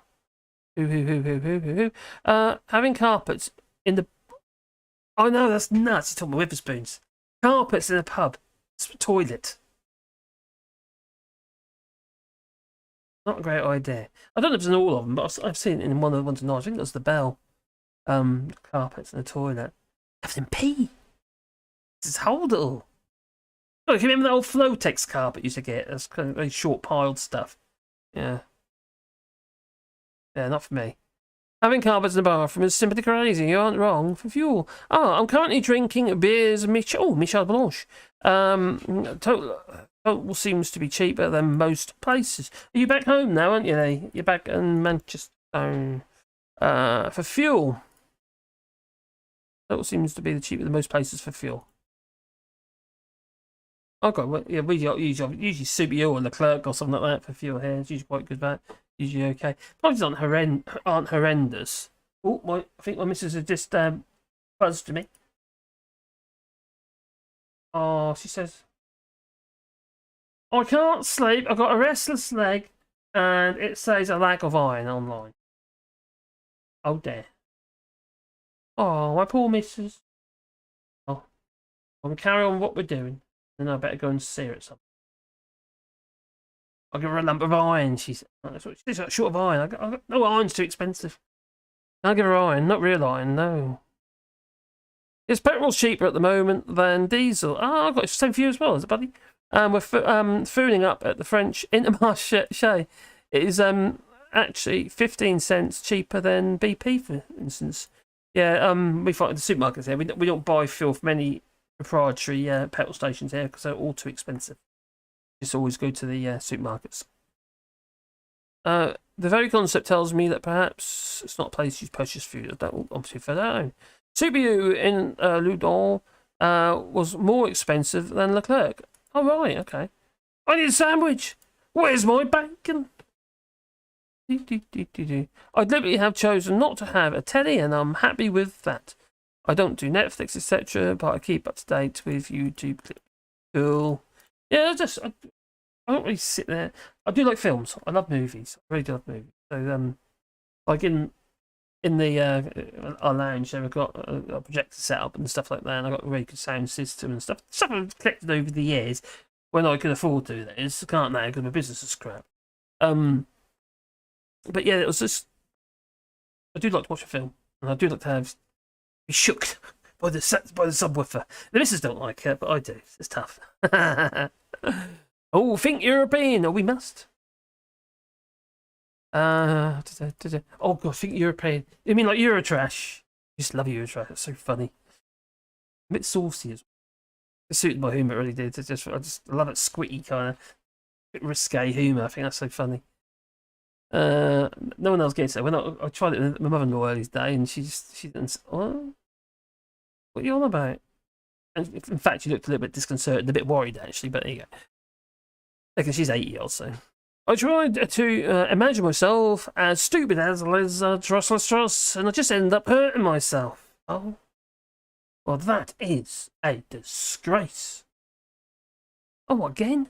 My crikey, the old bots are busy today, aren't they, buddies? Oh, there you go. Okay. Hopefully they'll disappear. That is really annoying. You think they'd be get on top of those, wouldn't you? And actually get rid of them. Have you got a butt kicker? Apparently it gives a full cinema experience. No, I have not got a butt kicker. I just got a stupidly large subwoofer. It's about 12-inch subwoofer. And it's a more than short one. And it's, yeah. I had it a long while, actually. I must have had that one. Or when I buy that. Had that 15 years, maybe longer. I had a good long while.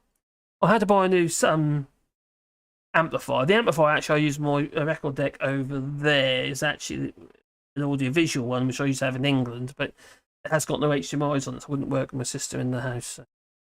Old.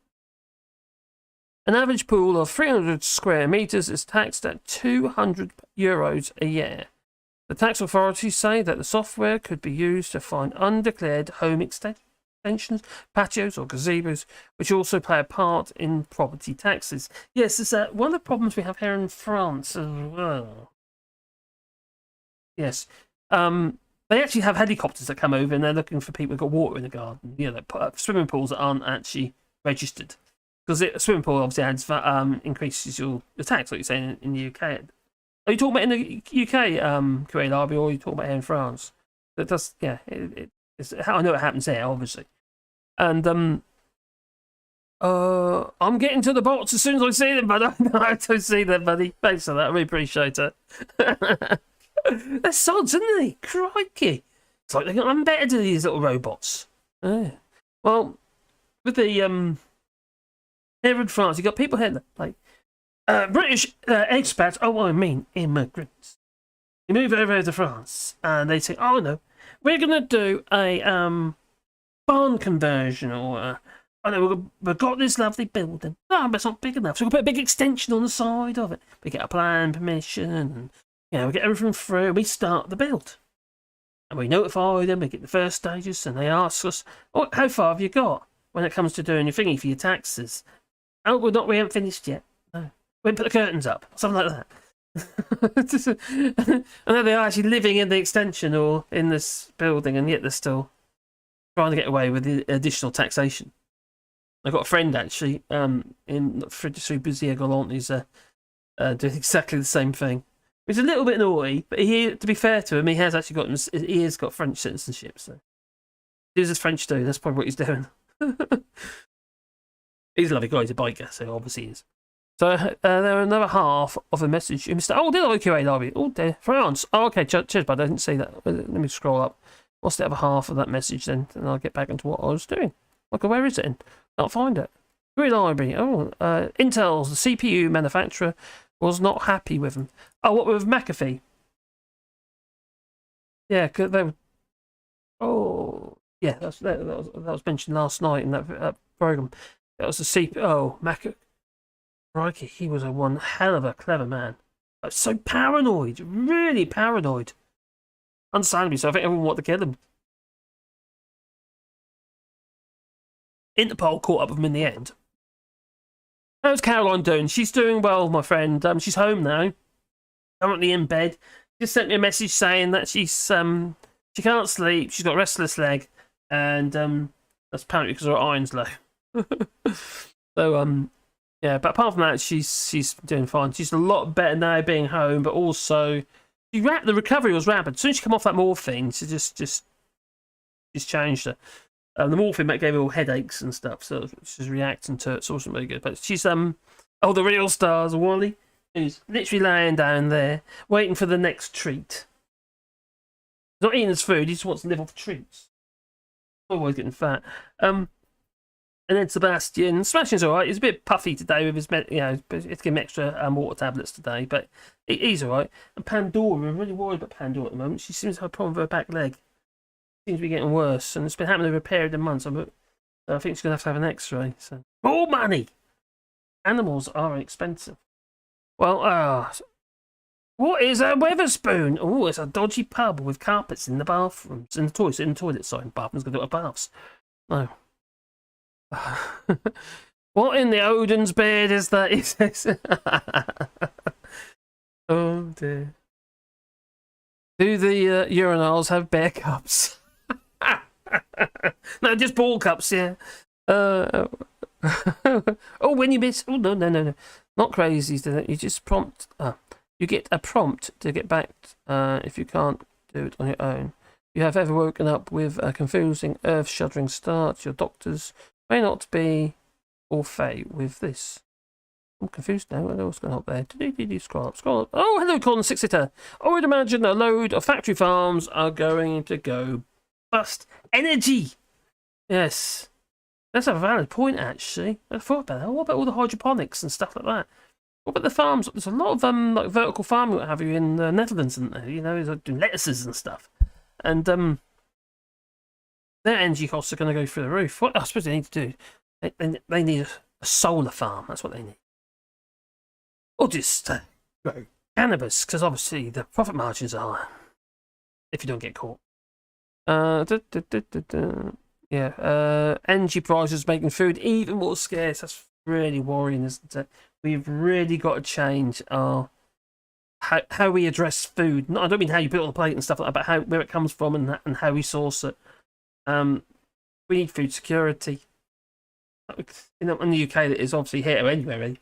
So we're okay because it's like this morning I 2 buckets of flipping tomatoes I've got to sort. So they all got to be skinned and jarred. And a load of other stuff, masses of courgette and stuff. So I'm going to do a little ratatouille. Which will then obviously will store in jars and stuff for for the season. So regarding food, we're okay because we grow a hell of a lot and we keep it all the way through the season. Make the glut obviously last as long as we can. And when you've got high acid foods like tomatoes or even ratatouilles, they can last 2, 3, maybe 4 years in the jar. So as you get a stock up, you're pretty safe really. Your bunker, got to get a bunker. Everyone needs a bunker. Stop looking at me, what that Wally. Oh god, I suppose I'm gonna have to give him a treat. Take my heart. Too many. That one. Oh.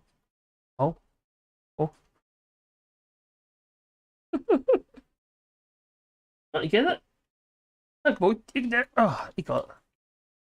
Amazing how strong they are. I bet a load of factory farms are going to go bust. Yes, I agree. Scroll down. Too far up again, isn't I? Right down bottom. I have an irritable leg syndrome when I'm tired.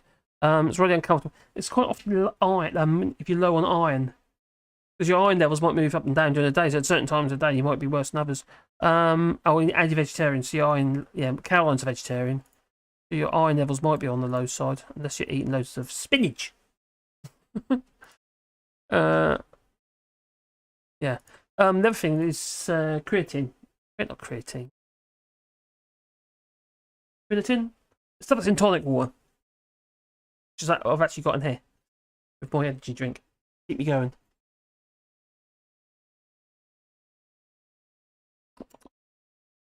Restless leg syndrome. Yes, it's not great. You just can't keep it still. A bit like when I have all them are okay at the moment, but with carpal tunnel syndrome, you get whole hands go numb and tingly constantly. So you have to like dangle them out of the bed so that they sort of sort themselves out for a bit, and then you're okay for a little while. Yeah, so folic acid. Oh, and the baby. They will all work together. Vegetarian ladies run low on B12 since they're found in the meat and fish. Yeah, B12. That's interesting. Okay, Lee was mentioning that a minute ago, wasn't it, about B12? So I'll write that down. That'll remind me to mention it to Caroline. Vitamin B12. I know. Oh my god! All of a sudden, whose Evertire Thomas has just come up on my feed? Hello, buddy. I just got a whole load of you come up.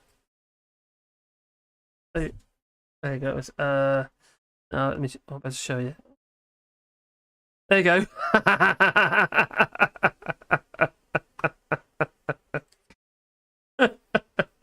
That was scary. Oh, it's B12. It's quite nice. It's just like talking to your friends. Kendo see there, buddy. Kendo Nakasaki. Liz doesn't like solar farms. No, she thinks they're ugly. What fit with cows? And she wants to get farmers farming. I suppose you have to ask them nicely. But the farmers, they can't afford to farm because the inputs are costing too much. And that was before what was going on in Ukraine. I did videos about that last September. A year ago now. About they were struggling to get the fertilisers and all the other inputs and grain and, for the seed grain and what have you. All because of importation problems, Brexit. Yeah.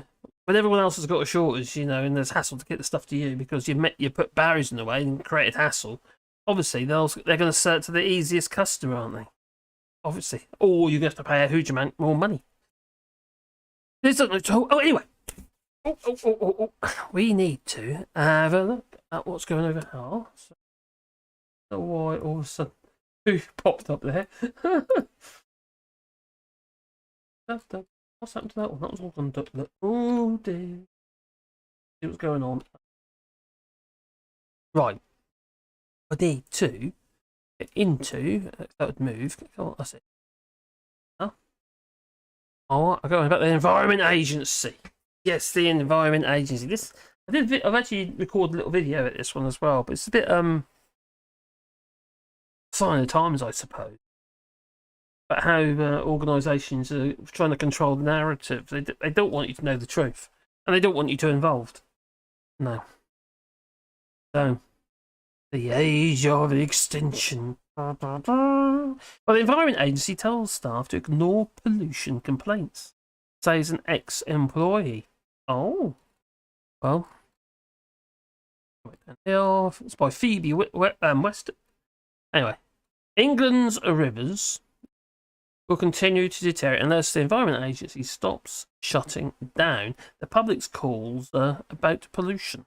And according to an ex-employee who worked at the agency for 3 decades, 30-odd years, well, the officers are told to ignore calls from the public and told not to look at possible incidents if the caller thinks they are lower impact, being that they fall into the so-called category 3 or 4. Now, this has left staff rather demoralised. What the hell are we doing this job for? Says Helen Nightingale, a catchment planner in northwest Lancashire, who left the Environment Agency back in April. A disgruntled employee. Once the river is damaged, it becomes harder to have a major incident on it. Now you can only kill so many fish. And they are not. They're now British fish, and they're better and happier fish for it. They're not happier because they're swimming in poop. So, and they're getting killed off by this toxic array of various chemicals of the farmers as well. It's not just poop. No. Once you've already killed, and so you only kill so many fish, obviously, the chances of getting a significant incident is much reduced, says Nightingale, who is appearing on Channel 4's Dispatches programme, Britain's Water Scandal, on Monday evening, which happens to be tonight. Well, the health of the poorer rivers will go down quite quickly. Yeah, it's just wrong. Now, between 2010 and 2021, the agency's annual budget for enforcement fell from 11.6 million to 7 million, with staff to go out and look at these instances, and the Environment Agency relies on the public to accurately report the impact, but they're ignoring them. They wouldn't get a member of the public to assess you if you had a car accident. No. The general public aren't experts. No, she said. Well, the other thing I found quite interesting, I've also done a video about this the other day actually, was that's what came into my head. It's Liz Truss. Well, she was the Environment Minister. Now, Truss was in charge of the Department of DEFRA. Yeah, Environment, Farm and Rural Affairs, what it was, between 2014 and 2016. And oversaw efficiency plans set out in the 2015 spending review to reduce the Environment Agency spending by £235 million. Yes, she cut their budgets. This included a £24 million cut from from a government grant for environmental protection, including surveillance of water companies to prevent dumping of raw sewage. So let's point the finger at her. Between 2014, 2015 and 2016 to 2017. Now this is according to the National Order Office. It represents almost a quarter of all funding cut from this area between 2010, when the grant stood at 120 million, and 2020, by which time it had fallen to just 40 million. Yeah. So we should all clearly be pointing our finger at Truss. People forget all this stuff. But she's just, well, she's part of the problem. And now she's going to be even a bigger problem. She's going to be our Prime Minister. Oh dear. So,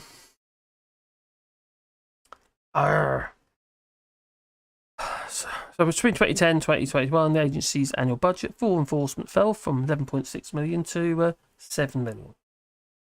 Without staff to go out and look at these incidents, the Environment Agency relies on the public to accurately report the impact. And you wouldn't get a member of the public to assess you if you had a car accident, obviously, because they're not experts, blah, blah, blah. Well, the officers will still go and have a look at rarer Category 1 and 2 incidents, such as blue-green algae, currently carpeting like the Lake Windermere, because the water's still. And that are considered to be a major or significant impact on the environment. Well, data from the National Incident Recording System shows that in 2021, there was 116,000 potential incidents reported, but only 8,000 of those were attended. Now, she says if you phone up and report a Category 3 and someone on the calls centre says, we're not going to attend this, well, she says you're not going to keep calling up, no, because you feel that you're wasting your time. So we're getting less and less evidence on what's happening in the rivers, said Nightingale. An example of Category 3 could be something like a 2-kilometre long spill of oil or sewage in the river. There's plenty of sewage in the river now. Yeah, it's part of the makeup. You don't have water, you just have sewage. But as well as getting the public to report in, the Environment Agency is relying on water companies to police themselves. Can't make this shut up, this is just ridiculous. Now they're under-reporting, under-classifying, trying to sort it out before anyone can see what the problem is. And as a private company, of course, that's what they're going to do. Their bonuses paid to water companies' executives increased by 20% last year, with the average executive getting a one-off payment of around 100 grand in addition to their salaries. Now, when Nightingale started the job 31 years ago, she was, well, out of the office almost all the time. Now, environmental officers get out of the office for a maximum of 1 day a week, with some sneaking out more often if they can. Well, she says it's depressing. It's completely demoralising. I could do more environmental good in my back garden than I could when I was at work at the Environment Agency, said Nightingale, who believes the rivers are just written off because staff are told only to look at instances once they've become serious, or very serious. There are so many people leaving the agency, they can't recruit enough people to fill the gaps, he says. And many people are really demotivated. It's sad that people aren't being allowed to do the job. You get the criticism and you're not able to defend yourself and say this is why it's going on. You just have to take it on the chin. Oh, what, sewage? I hope not. No. Ooh. Not great. Nightingale's comments will come ahead of a Channel 4's Dispatches investigation, which has revealed the extent of the untreated sewage being flushed into the waterways. The investigation shows there are more than 870 sewage discharge pipes across the UK, which do not have a permit, meaning water companies may be using them illegally to dump untreated sewage, and they most definitely are. Why wouldn't they if they can get away with it? Well, the investigation also found fecal pollution in the Ryde beach. on the island of Isle of Wight, on the Isle of Wight, which is rated as having excellent water quality. No, it's not. It was 40 times higher than usual. It follows recent analysis that found sewage monitors at the popular seaside destinations are not even working or not even installed. Now, Christian Coven from Liz Truss said, environment officers are on the front lines of pollution and nature and climate crises worldwide. They are guardians of our future. It's heartbreaking to hear how their work is being undermined and how they are struggling to stay motivated. We absolutely need more boots on the ground. And the boots are, well, they are unable to get the job done and enforce the law. Well, an Environment Agency spokesperson, there's no point reading that. It's just going to be the usual copy and paste faff. Yeah. Every time. Yeah. They tell, oh, we receive all these complaints and we deal with this amount of complaints and oh, this, that, and that. And, yeah. Instead of, yeah, they're worried they can't say anything because they'll just get Liz Truss on their back again, wouldn't they, when she becomes the next Prime Minister? Do you remember what I said to you back in 2015 when I cut your funding? I'll do it again. You don't keep your mouth shut. Probably. But it's not very helpful, is it, in the situation that we're in? So we're surrounded with shit, and we haven't got no money, and it's a pretty dire situation. And my Wally dog keeps whining at me. Give me the look.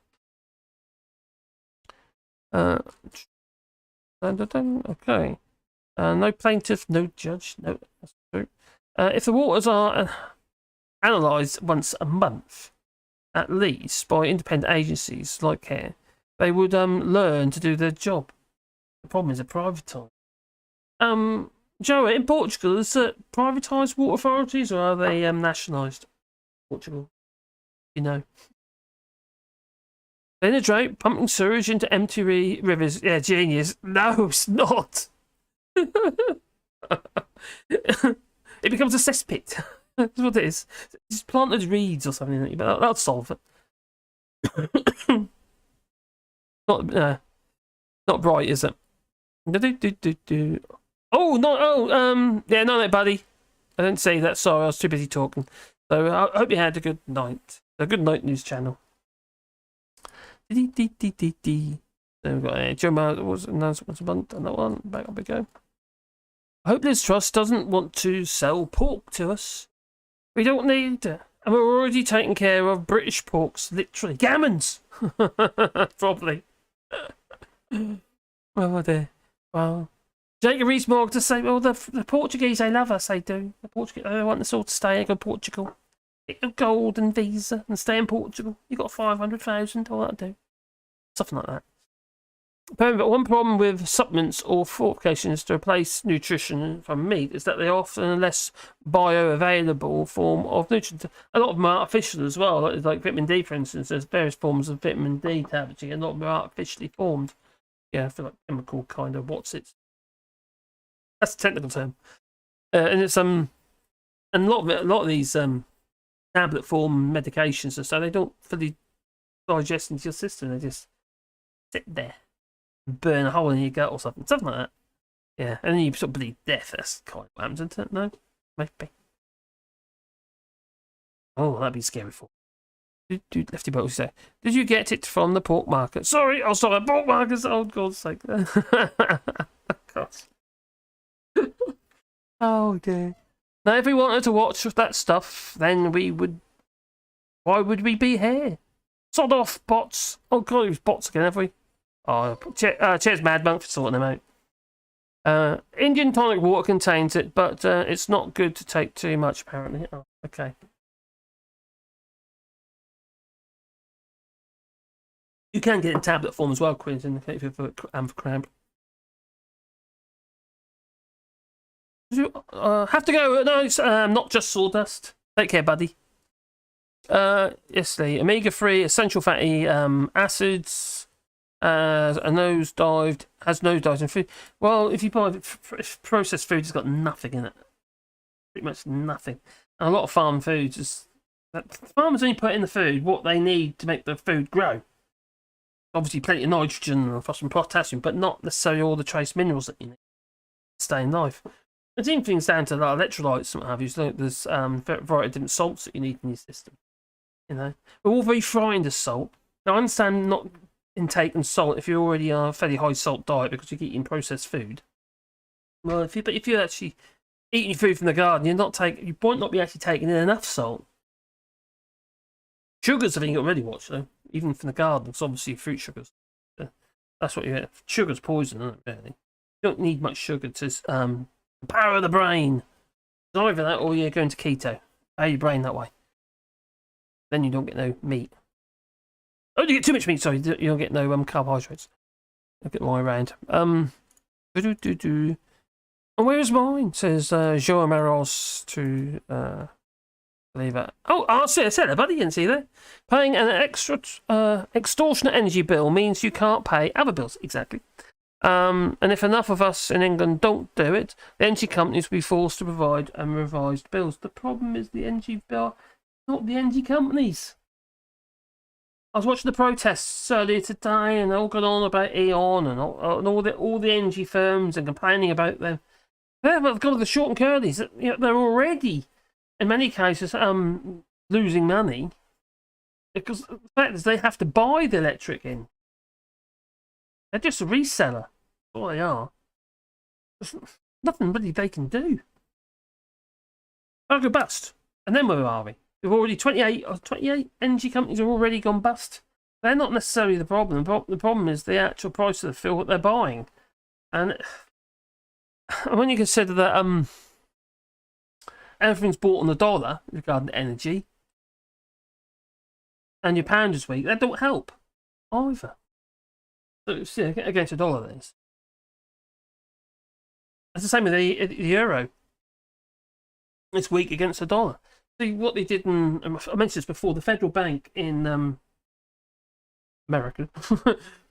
Well, they, a long time ago, much sooner than we've started, increasing the interest rate bit by bit, and they've been propping up the dollar because of it. But obviously, if you prop up the dollar, the euro becomes weaker, and so does the pound sterling. And it's just. Yeah, they didn't have any choice. Obviously, they had to do it because their inflation was going through the roof, wasn't it, in the United States? But, you know, that seemed to be the first hit.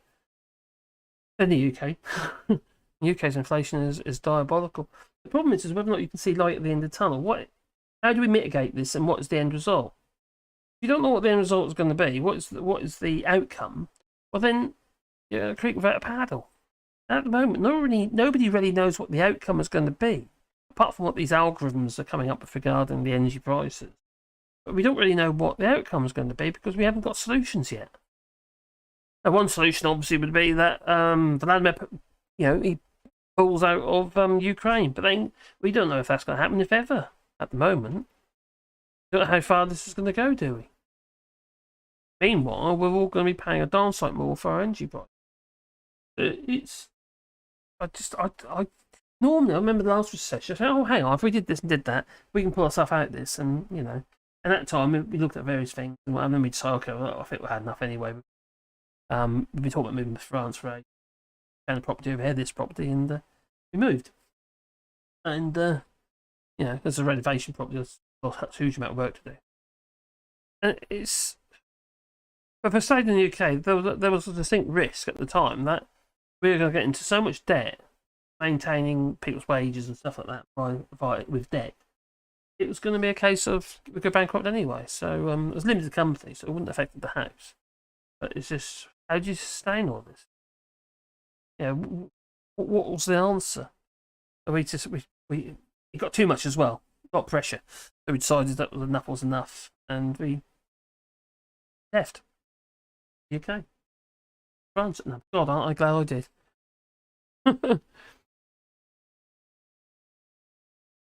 Oh, Joey got his sandwich. Oh, I'm very pleased about that, Joey, that you got your sandwich. Everyone needs a sandwich.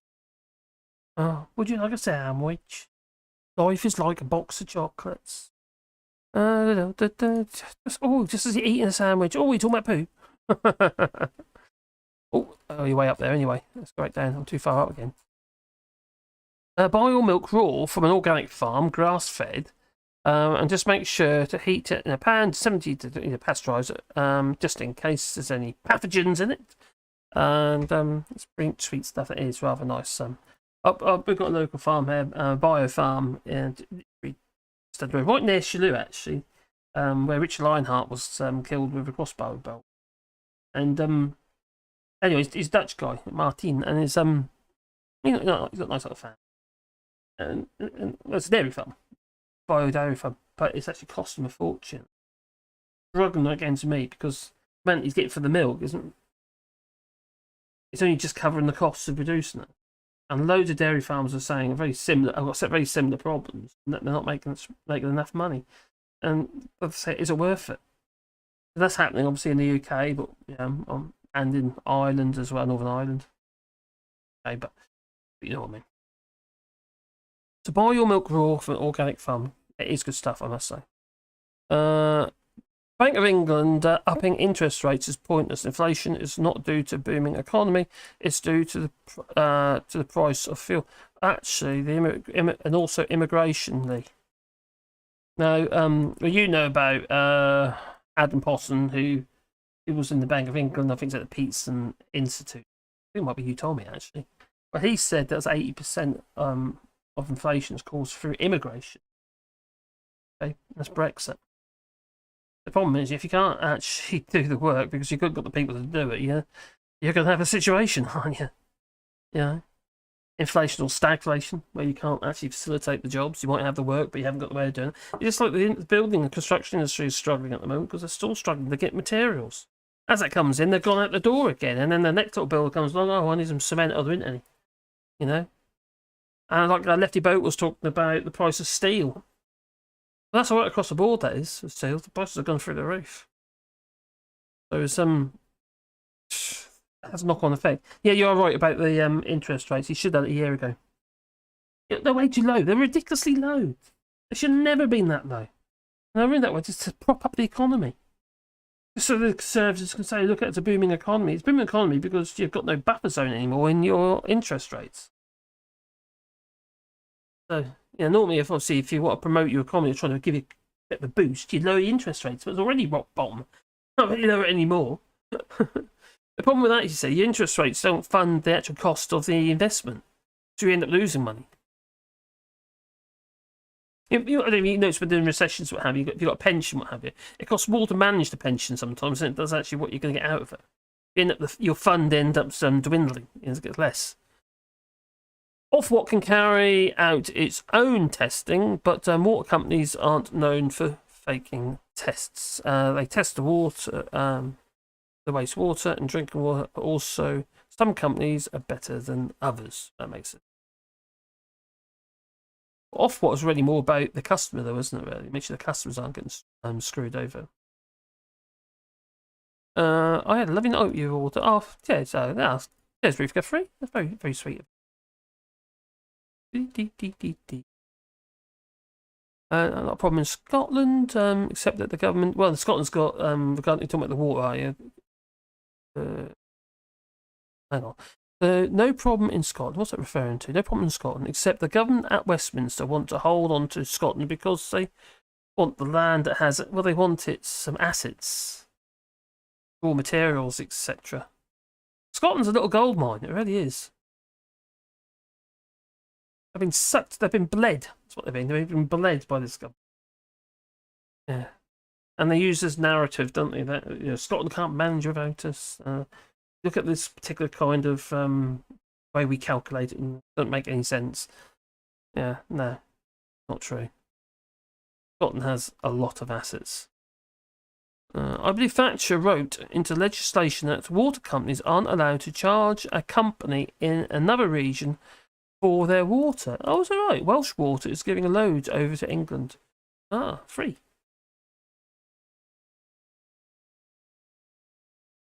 But they don't tell you about that, do they? The Welsh Water, that's, oh, okay. Interesting. I very rarely eat processed foods. This literally gives me... That's too much information. Oh, dear. Everybody, listen up. Joey Morales, when he eats too much processed foods, he has diarrhea. Okay. That was just for you, buddy. Well, gross domestic product. Yeah, Northern Ireland gross domestic product grew faster than London last year. Only two places, London and Northern Ireland did very well. Well, obviously, wonder why Northern Ireland did well with their gross domestic product. Oh, I wonder. Is it anything to do with the Northern Ireland Protocol by any chance? Maybe. The fact they can still trade with the EU, maybe. They're very well out of it. And Ireland's done very well out of Brexit as well. Well, what's up with the land bridge? There isn't one, pretty much. England would be bankrupt without the other nation's assets. You're probably right. Madbank 33. With your spanner. Yeah, no, I agree. I sincerely wish it wasn't necessary. I really do wish it wasn't necessary for Scotland to leave. I wish the Scottish people didn't want to leave, or felt they needed to leave, or feel they must leave. I really do wish that. I wish we could all get on and work together as a union, But it doesn't work that way, does it? It definitely doesn't work this way. That way, sorry. And it's I can't see any. I personally can't see anything positive happening. And I do honestly believe now you've got no choice but to leave the union. I think I really sincerely believe that. Obviously for the good of Scotland, for the people of Scotland, there's no reason why they should be hamstrung by the errors of Westminster. It's just fair, isn't it? Let's be honest. It's just not fair. And obviously the Brexiters. We are critical of privatised water companies in general, but it's worth noting that some are okay. Yorkshire water tastes very nice, even compared to Scottish water.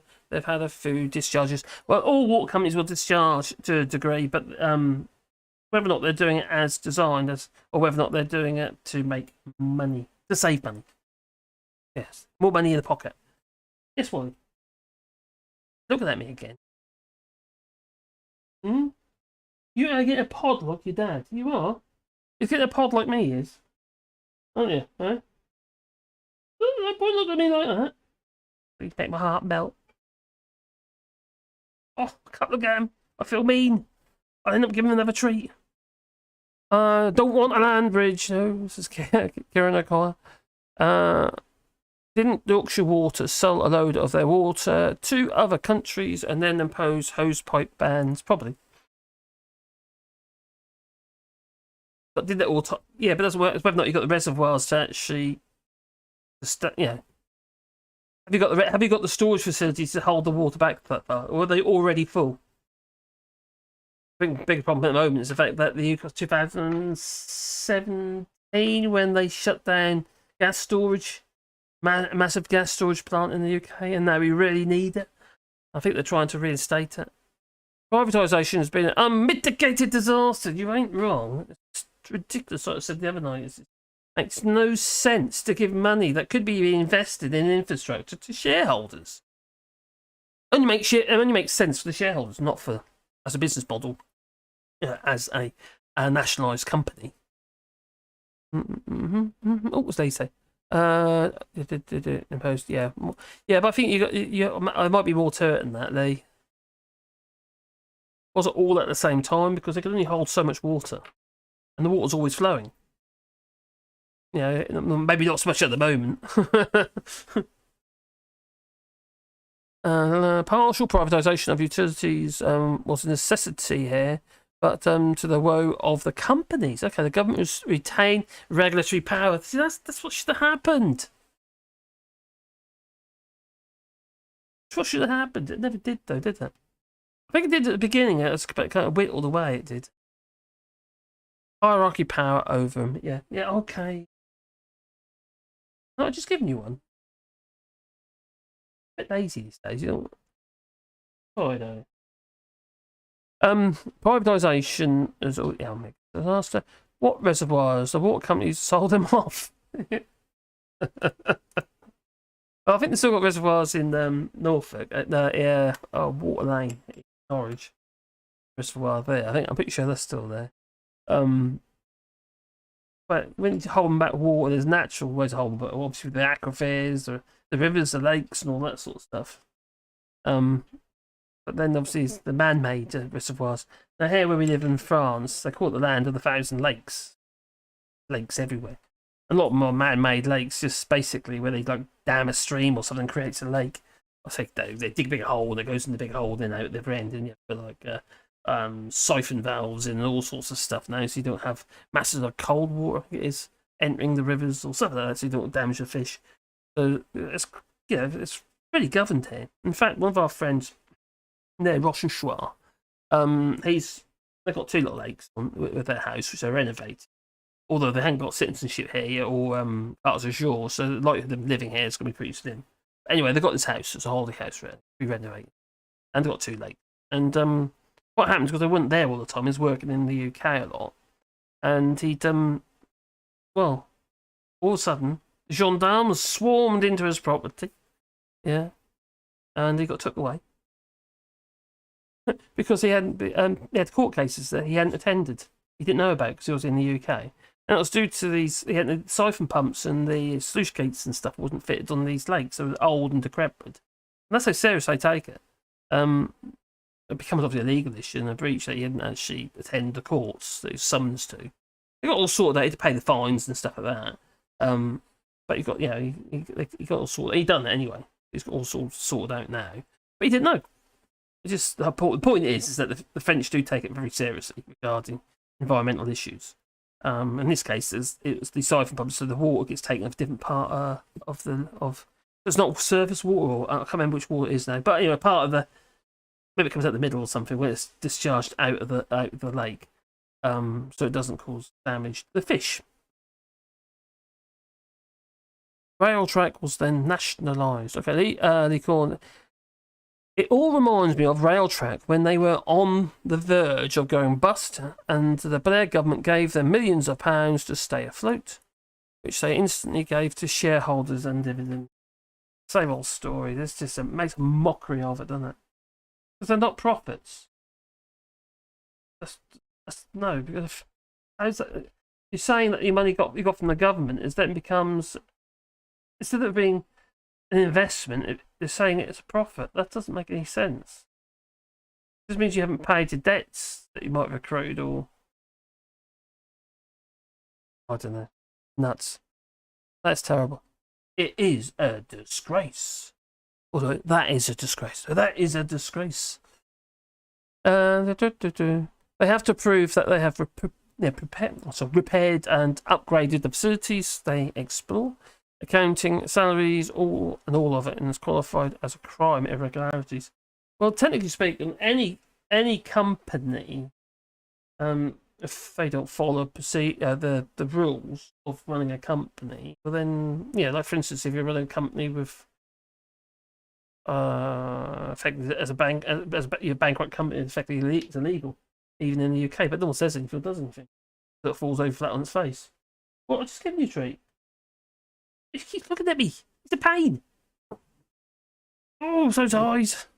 Don't look, Marcus. Don't do it. Yeah, so 2 banks were nationalised here, says Joa, and the government prosecuted all the responsible CEOs. And so, no, well, like for instance, with the RBS, when they got bailed out, where it's like 5 billion they got or something in that. Yeah, 5 billion. Actually, do the taxpayers still, the people still own a part of RBS, or did it actually get sold back again? Get sold off again. They could actually regulate and fine the companies. Makes sense, doesn't it? Good night, Slayer. Salaya V. Bed. And good night to you. Oh, done 2 hours, so I will be signing off in a minute. Something I want to show you, though. This is refers to the previous segment regarding the jobs. That's the wrong button. That one. Right, so want that up. So it's who again? Hello, who? Oh, that one is it. Might not work because what more struggling. Aha! This is an island, so they're having trouble with it as well, obviously.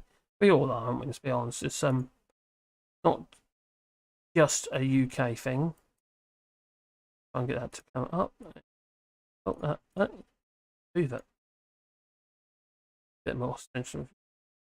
So it's not a brilliant quality video, but it's still relevant. This is regarding the businesses. Oh, out.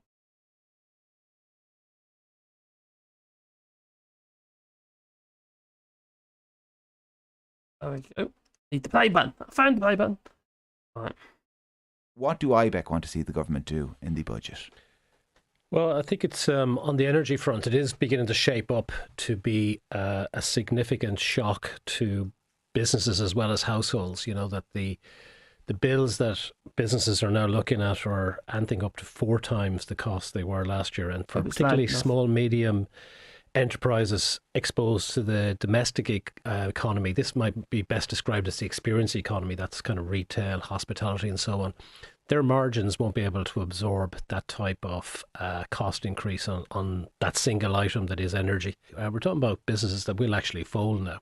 You know, some of those businesses were unstable coming out of COVID, came blinking into the light. The thing I thought that would actually take them down, and they thought to be taken down by, was the lack of staff and the actual costs, not being able to get that productivity. But in addition to this, we now have got this massive energy crisis in terms of both its supply, in terms of actually getting it, but the actual cost is pretty certain now to be at least 4-fold this winter in comparison to normal winters of the last number of years.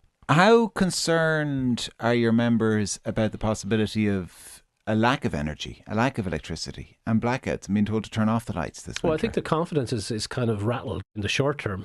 I think there is quite a fear that we will see some rationing over the winter. And how badly does that damage the reputation of Ireland Inc.?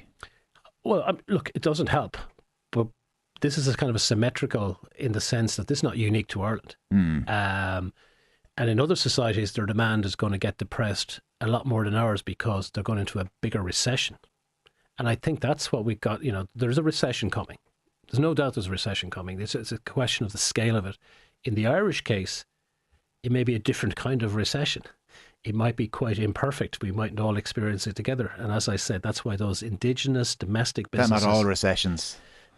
Well, it can be, but the kind of shock in terms of big and small can often have the same kind of impacts. We're talking about here, some households have savings, some don't. We'd like to get to the households that don't have savings. Those who have savings can dip into it to get themselves through. Again, that'll be unpopular with people. Nobody wants to pay for what is a grudge purchase. We don't like buying energy. You know, we want to do nicer things, go on holidays, eat out. The energy bill will simultaneously, for those small businesses in the experience economy, take some of the spending power away from the households, as well as increase their costs. That's a pincer movement on a particular sector. Well, that's not great, is it? Well, that was Ireland, obviously. But then here on Robert Peston, I better go in a minute, actually. Get too late again. I'm getting all tired. I'm getting all tired. My eyes are going red again. So Robert Peston's picked up on this as well regarding the energy crisis and about businesses. Why is there so little seeming focus in the energy crisis debate about the catastrophe facing small businesses? Significant numbers are too small to hedge costs. Their monthly power bills have tupled over the 18 months, and they are. Fearful of running up unaffordable debts, many are, already contemplating mothballing or closing their operation in the coming weeks as their energy costs become unaffordable. And this is a looming problem. Now, this is one thing I'm thinking about this, is some of these businesses now, obviously, some of their members of staff are, they're working from home.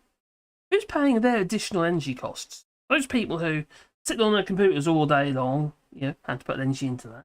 Those people who got their routers running all day long, energy into that, and they've got to have a heating on, energy into that.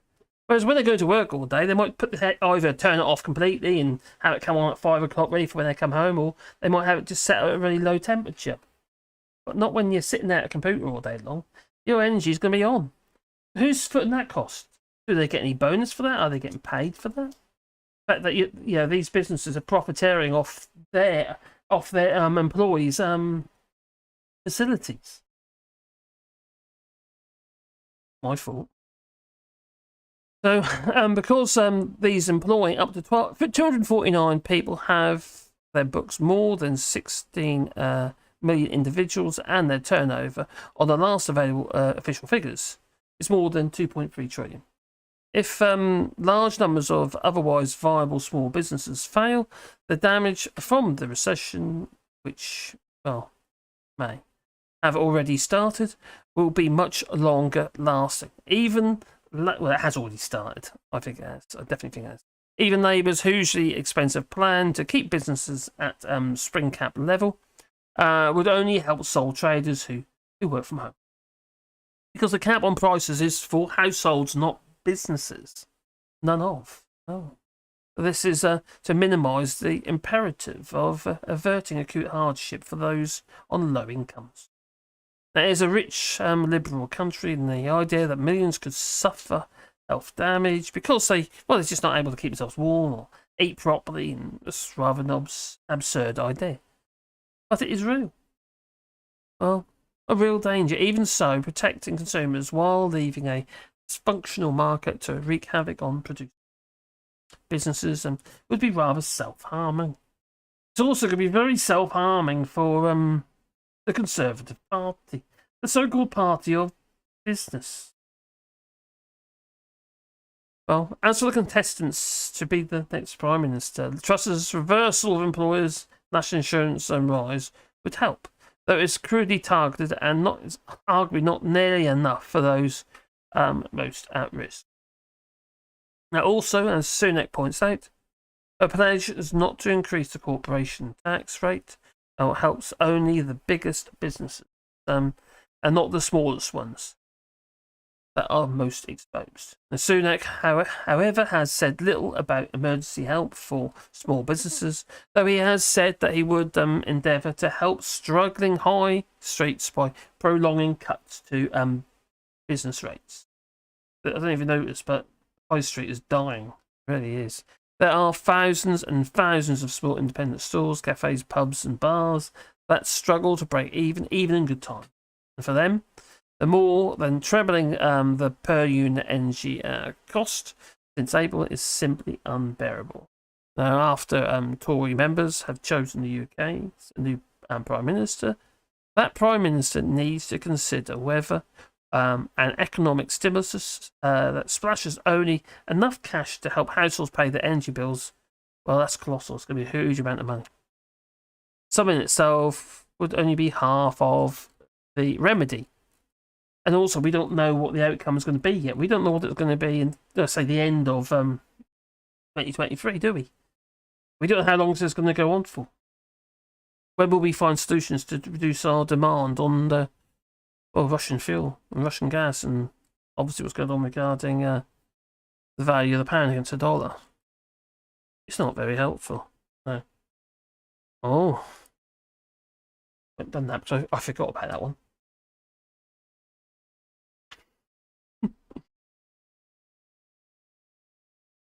That's legal say. It will hit big businesses as well, eventually, including supermarkets and all retail. It'll hit everything because everything's interlinked. You know, they're going to have the people that supply them who'll be struggling. Let's say, for instance, the guy who changes the light bulb. Maybe he goes out of business. Well, then the supermarket can't get someone to change the light bulb. You know, then because you need special access equipment, and you need training for that, and risk assessments. And, you know, there's no easy fix, even for the basic stuff. Oh God, I had a guy who worked for me. We used to work on Persimmon Homes, and you know those little step-up stools you get. Yeah, that's like a little platform, literally about that high. Yeah. Well, I was working on one of those on the Persimmon Homes, and we had no handrails on it. Well, he got kicked off site for standing on this thing. Yeah, and then before he came back on site again, he's one of our employees. Actually, he was a subby. Before he could come back, no, he was employed. He was on the books. He had to do a health and safety training course. This was Persimmon Homes construction site with the building houses. That's ridiculous. It's literally that tall. Well, about 2 steps up is all it was. Nuts. Because they have a handrail on it. Didn't come with a handrail. I think all that's true, but the big companies are looking to the short term. Yeah, most big companies will have negotiated terms on energy, but the softer face the real costs of energy. Well, they can only have negotiated terms. It all depends on who's buying it, where they're buying it from originally. They can't negotiate that. They've got no control over that. They've only got control over the supplier. Yeah, their supplier, like Octopus Energy or something like that. Other than that, they've got no control over what BP or Shell or any of them are charging. They've got no control whatsoever. A lot of it's down to the exchange rate, isn't it, with the weak pound. So once the Tories got serious about it, they sure managed to kill off the country rather fast. You know, wrong, Johnny. Hello, Johnny. Hope you're well, buddy. Yeah, yes. God, there's no argument there. It's screwed. It really is screwed. It's very worrying and concerning. I know I just laugh about it. I do actually. I'm really concerned because I don't think we're seeing anything. I don't think anyone really. You want it or not? I don't think anyone's really weighed up how bad this is going to get. You know, worked out for themselves or come to terms with it. That's what I'm trying to say. Not great. Thing is, when you doing what I do, you imagine I'm always reading that stuff. I'm always in the industry, reading the industry papers. I can't take half this stuff, and it's just too much of it. And even with the banking and stuff like that. And I never was interested in it. It's not my background, but I've took an interest in it. And people like Richard Murphy and people like that, who's on Twitter. He's also got his website as well. He does a lot of blogs and that about the subject. And he's a bit of a sort of he's like a lefty woke economist. Lee knows what I'm talking about. And although I don't agree with everything he says, they're going to see where he's coming from a lot of stuff. He does have his idea. He just print money and hand it out. I don't think you can do not to that degree. Anyway, I digress. So you just scroll back up here. The Tories are the party for the shopkeepers. Yes, Napoleon and Margaret Thatcher. The milk snatcher. Lefty Boater, are we at the point where capitalism eats itself? Well, possibly. Is capitalism actually the problem, or is it greed? I don't think capitalism is the problem. Problem is with anything like that, even with capitalism, greed is just so easy, isn't it? Some people would argue that communism should work, but then you've got greedy buggers. You know?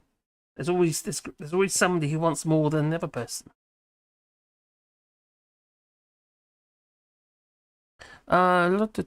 We have a means to borrow and manage the country's budget and to get to businesses and prevent them from going under. But nobody is pledging to do it. The problem, I still believe that what is the outcome? What are you saving? This is very short term. As in said, the solutions that they come up with are very short term, like the energy 400 quid what they were handing out over 6 months. It's very short. I can't even say that. I think of the word. Oh God, what's the problem? Tired. But no, the thing is, it's short. Not long term vision. They don't know what the long term. They don't know what the outcome is going to be. They don't know what does the future lie? That I like. Yeah. Got it.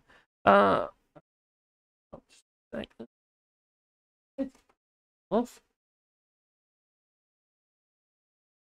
D. Excellent connection. But I will be clicking off in a moment because I really need some sleep, you know. It'll hit big businesses as well. That definitely will, including supermarkets and all retail. As all the people who supply them is all going to become more expensive. So I think during COVID, the supermarkets did amazingly well. But I don't know if you noticed all the food is rotting ridiculously quickly. Eat your carrots, as soon as you open your bag of carrots, they start going black, little black dots all over them and stuff like that.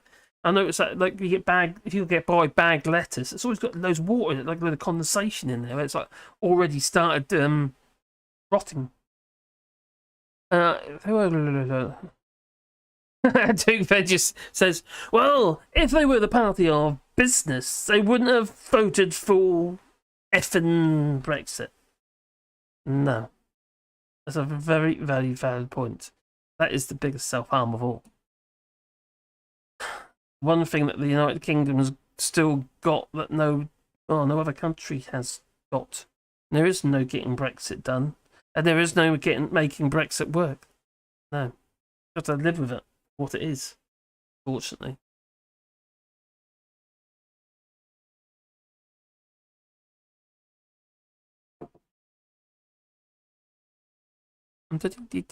Are we all at a point where capitalism eats itself?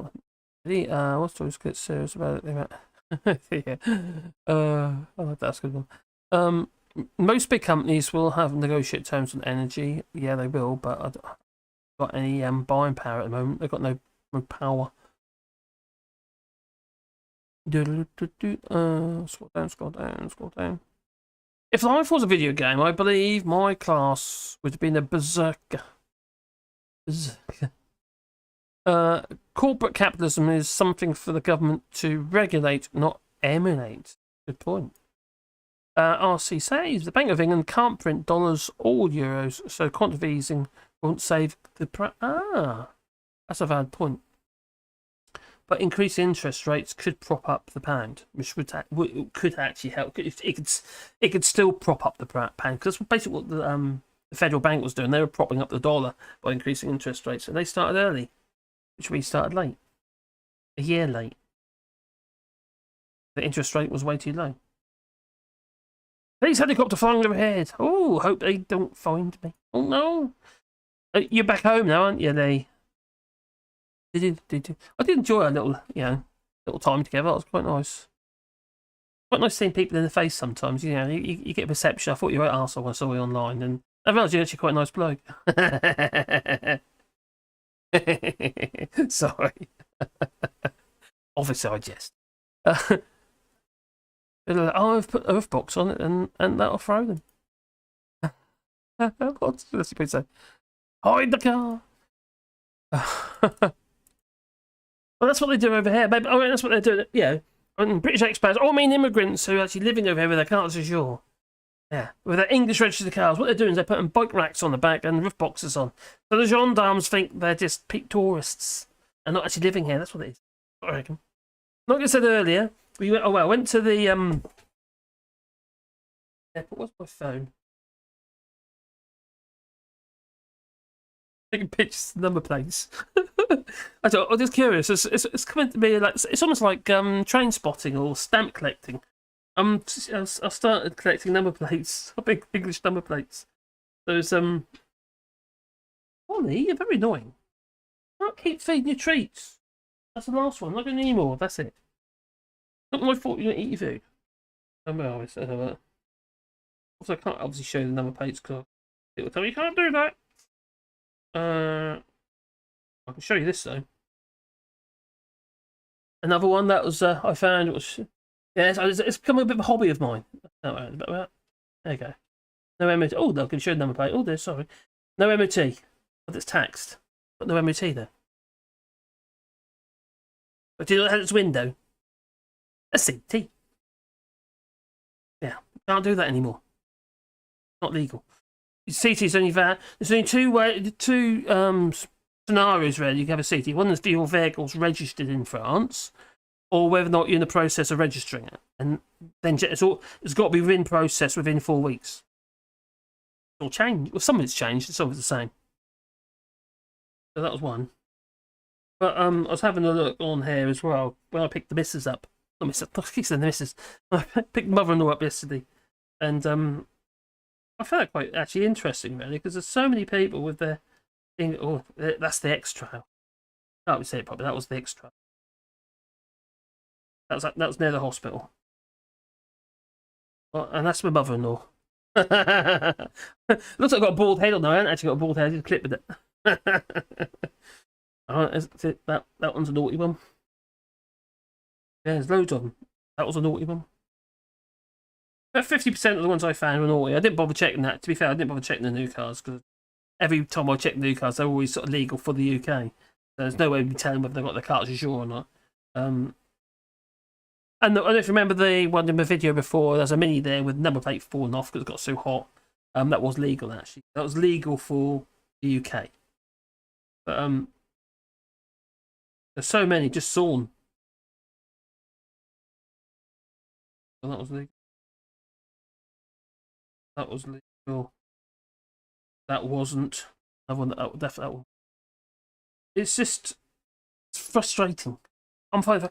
Some of it's people just don't know, or they're being given bad information, not really got the facts from the horse's mouth. It says some neighbour, or some English neighbour has probably told them that they could do that because they've been doing it. No, it's not true. No, not especially not now, because we stand out like sore thumb now because we've got the carte du jour, you see. Or citizenship. And the real stars, Wally, Pandora, and Sebastian. And I've only got Wally in here. What's gone? Oh, he's down there. Oh, I'll show you this. Little Wally, he's on the floor again.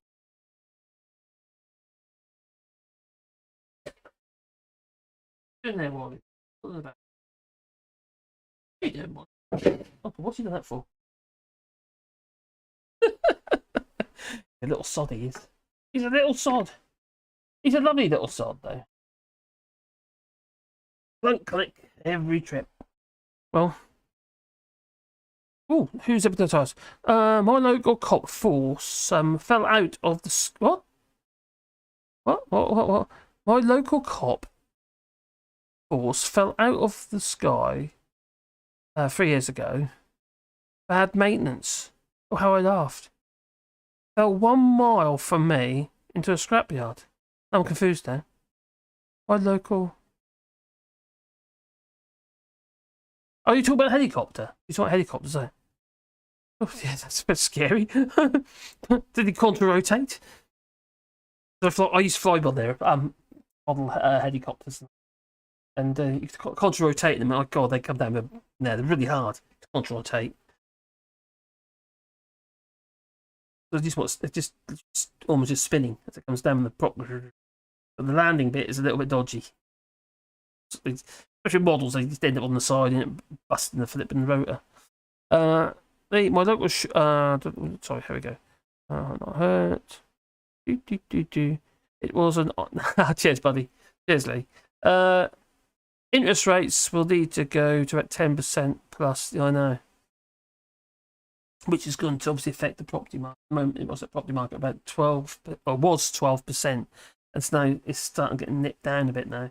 12% growth is what I'm talking about on house sales in the UK, but they're too expensive anyway. They're ridiculous.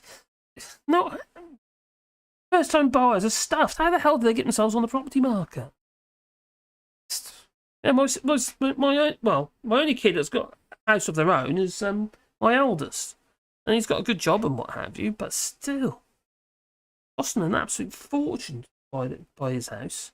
And like where I sit, the house wasn't worth that much, what he paid for, really. It's not the value of the house, it's just what people are willing to pay for it. Now, my old house in Sal House, it's doubled in value. Obviously, it's come down a bit now, isn't it? But, crazy.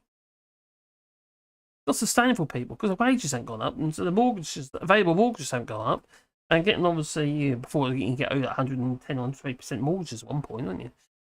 Yeah, that was a really bad idea.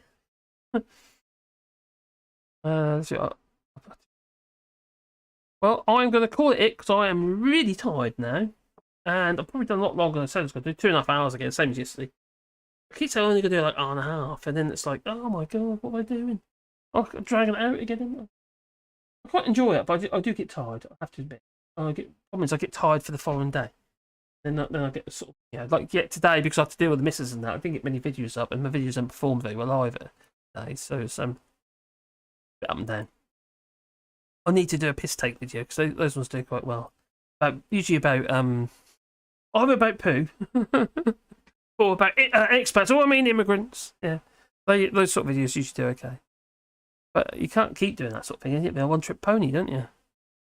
Bad enough I keep doing about Brexit. He should have got a boat, says the lefty boater. So now I did. Oh, an emergency auto hover landing when the engine spluttered and cut it out. Yes, it'd be contra rotating, wouldn't it? I don't just hover, do they? Without yeah. And that's just a couple of sawbacks. Crikey, that's lucky. Obviously, wasn't too high. Or the engine actually cut out. Who's it? My local cop force. There we go. Interest rates need 10%. Yes, they're going to be there, and they're going to. I can't remember what they are now. Is it 2.5% now? 2.5%. They're going to keep going up and up and up and up. But I don't think they're going to see that it. They're not going to see the effects they have done before. No. Just so many factors. Normally it's just like there's one, maybe two things affecting the economy. And you can deal with it, but it's come from all angles, isn't it? Angle and a dangle and all. Taken over by greed. Yes, greed. Capitalism has a tendency to be taken over by greed. I think greed is the biggest problem. What do you do? It's that everybody seems to look at them and these CEOs what they get. You know, the average CEO wage is 2.3 million, and then you got the fact they can get their bonuses, and then sometimes if they've got shares as well, they get share dividend on top of that as well. And crazy amounts of flipping money. The really frustrating thing in this case, these are public public amenities, you know, like water and what have you, and the stuff that you have to have. And yet you're just making these people richer and richer and richer. It's just nuts. Bank of England can't print dollars or euros, so quantities and won't save. Well, what they were doing in Bank of England, they were producing digital money, using digital money to buy those bonds, and then using the bonds as they bought with fake money, basically, as collateral to borrow more money. And now they're talking about selling the bonds off, aren't they? So, or selling some of the bonds. So, whether that helped, I don't know. My knowledge doesn't go that far. Anyway, I'm going to call that it because I said that 10 minutes ago and I carried on. I digressed again. I can't help myself. Oh dear. Take the tablets and have injections and occasional. No, I can't go there. Right. So anyway, I keep saying this tonight. I'm going to say. What am I going to say? I masturbate. No, not that.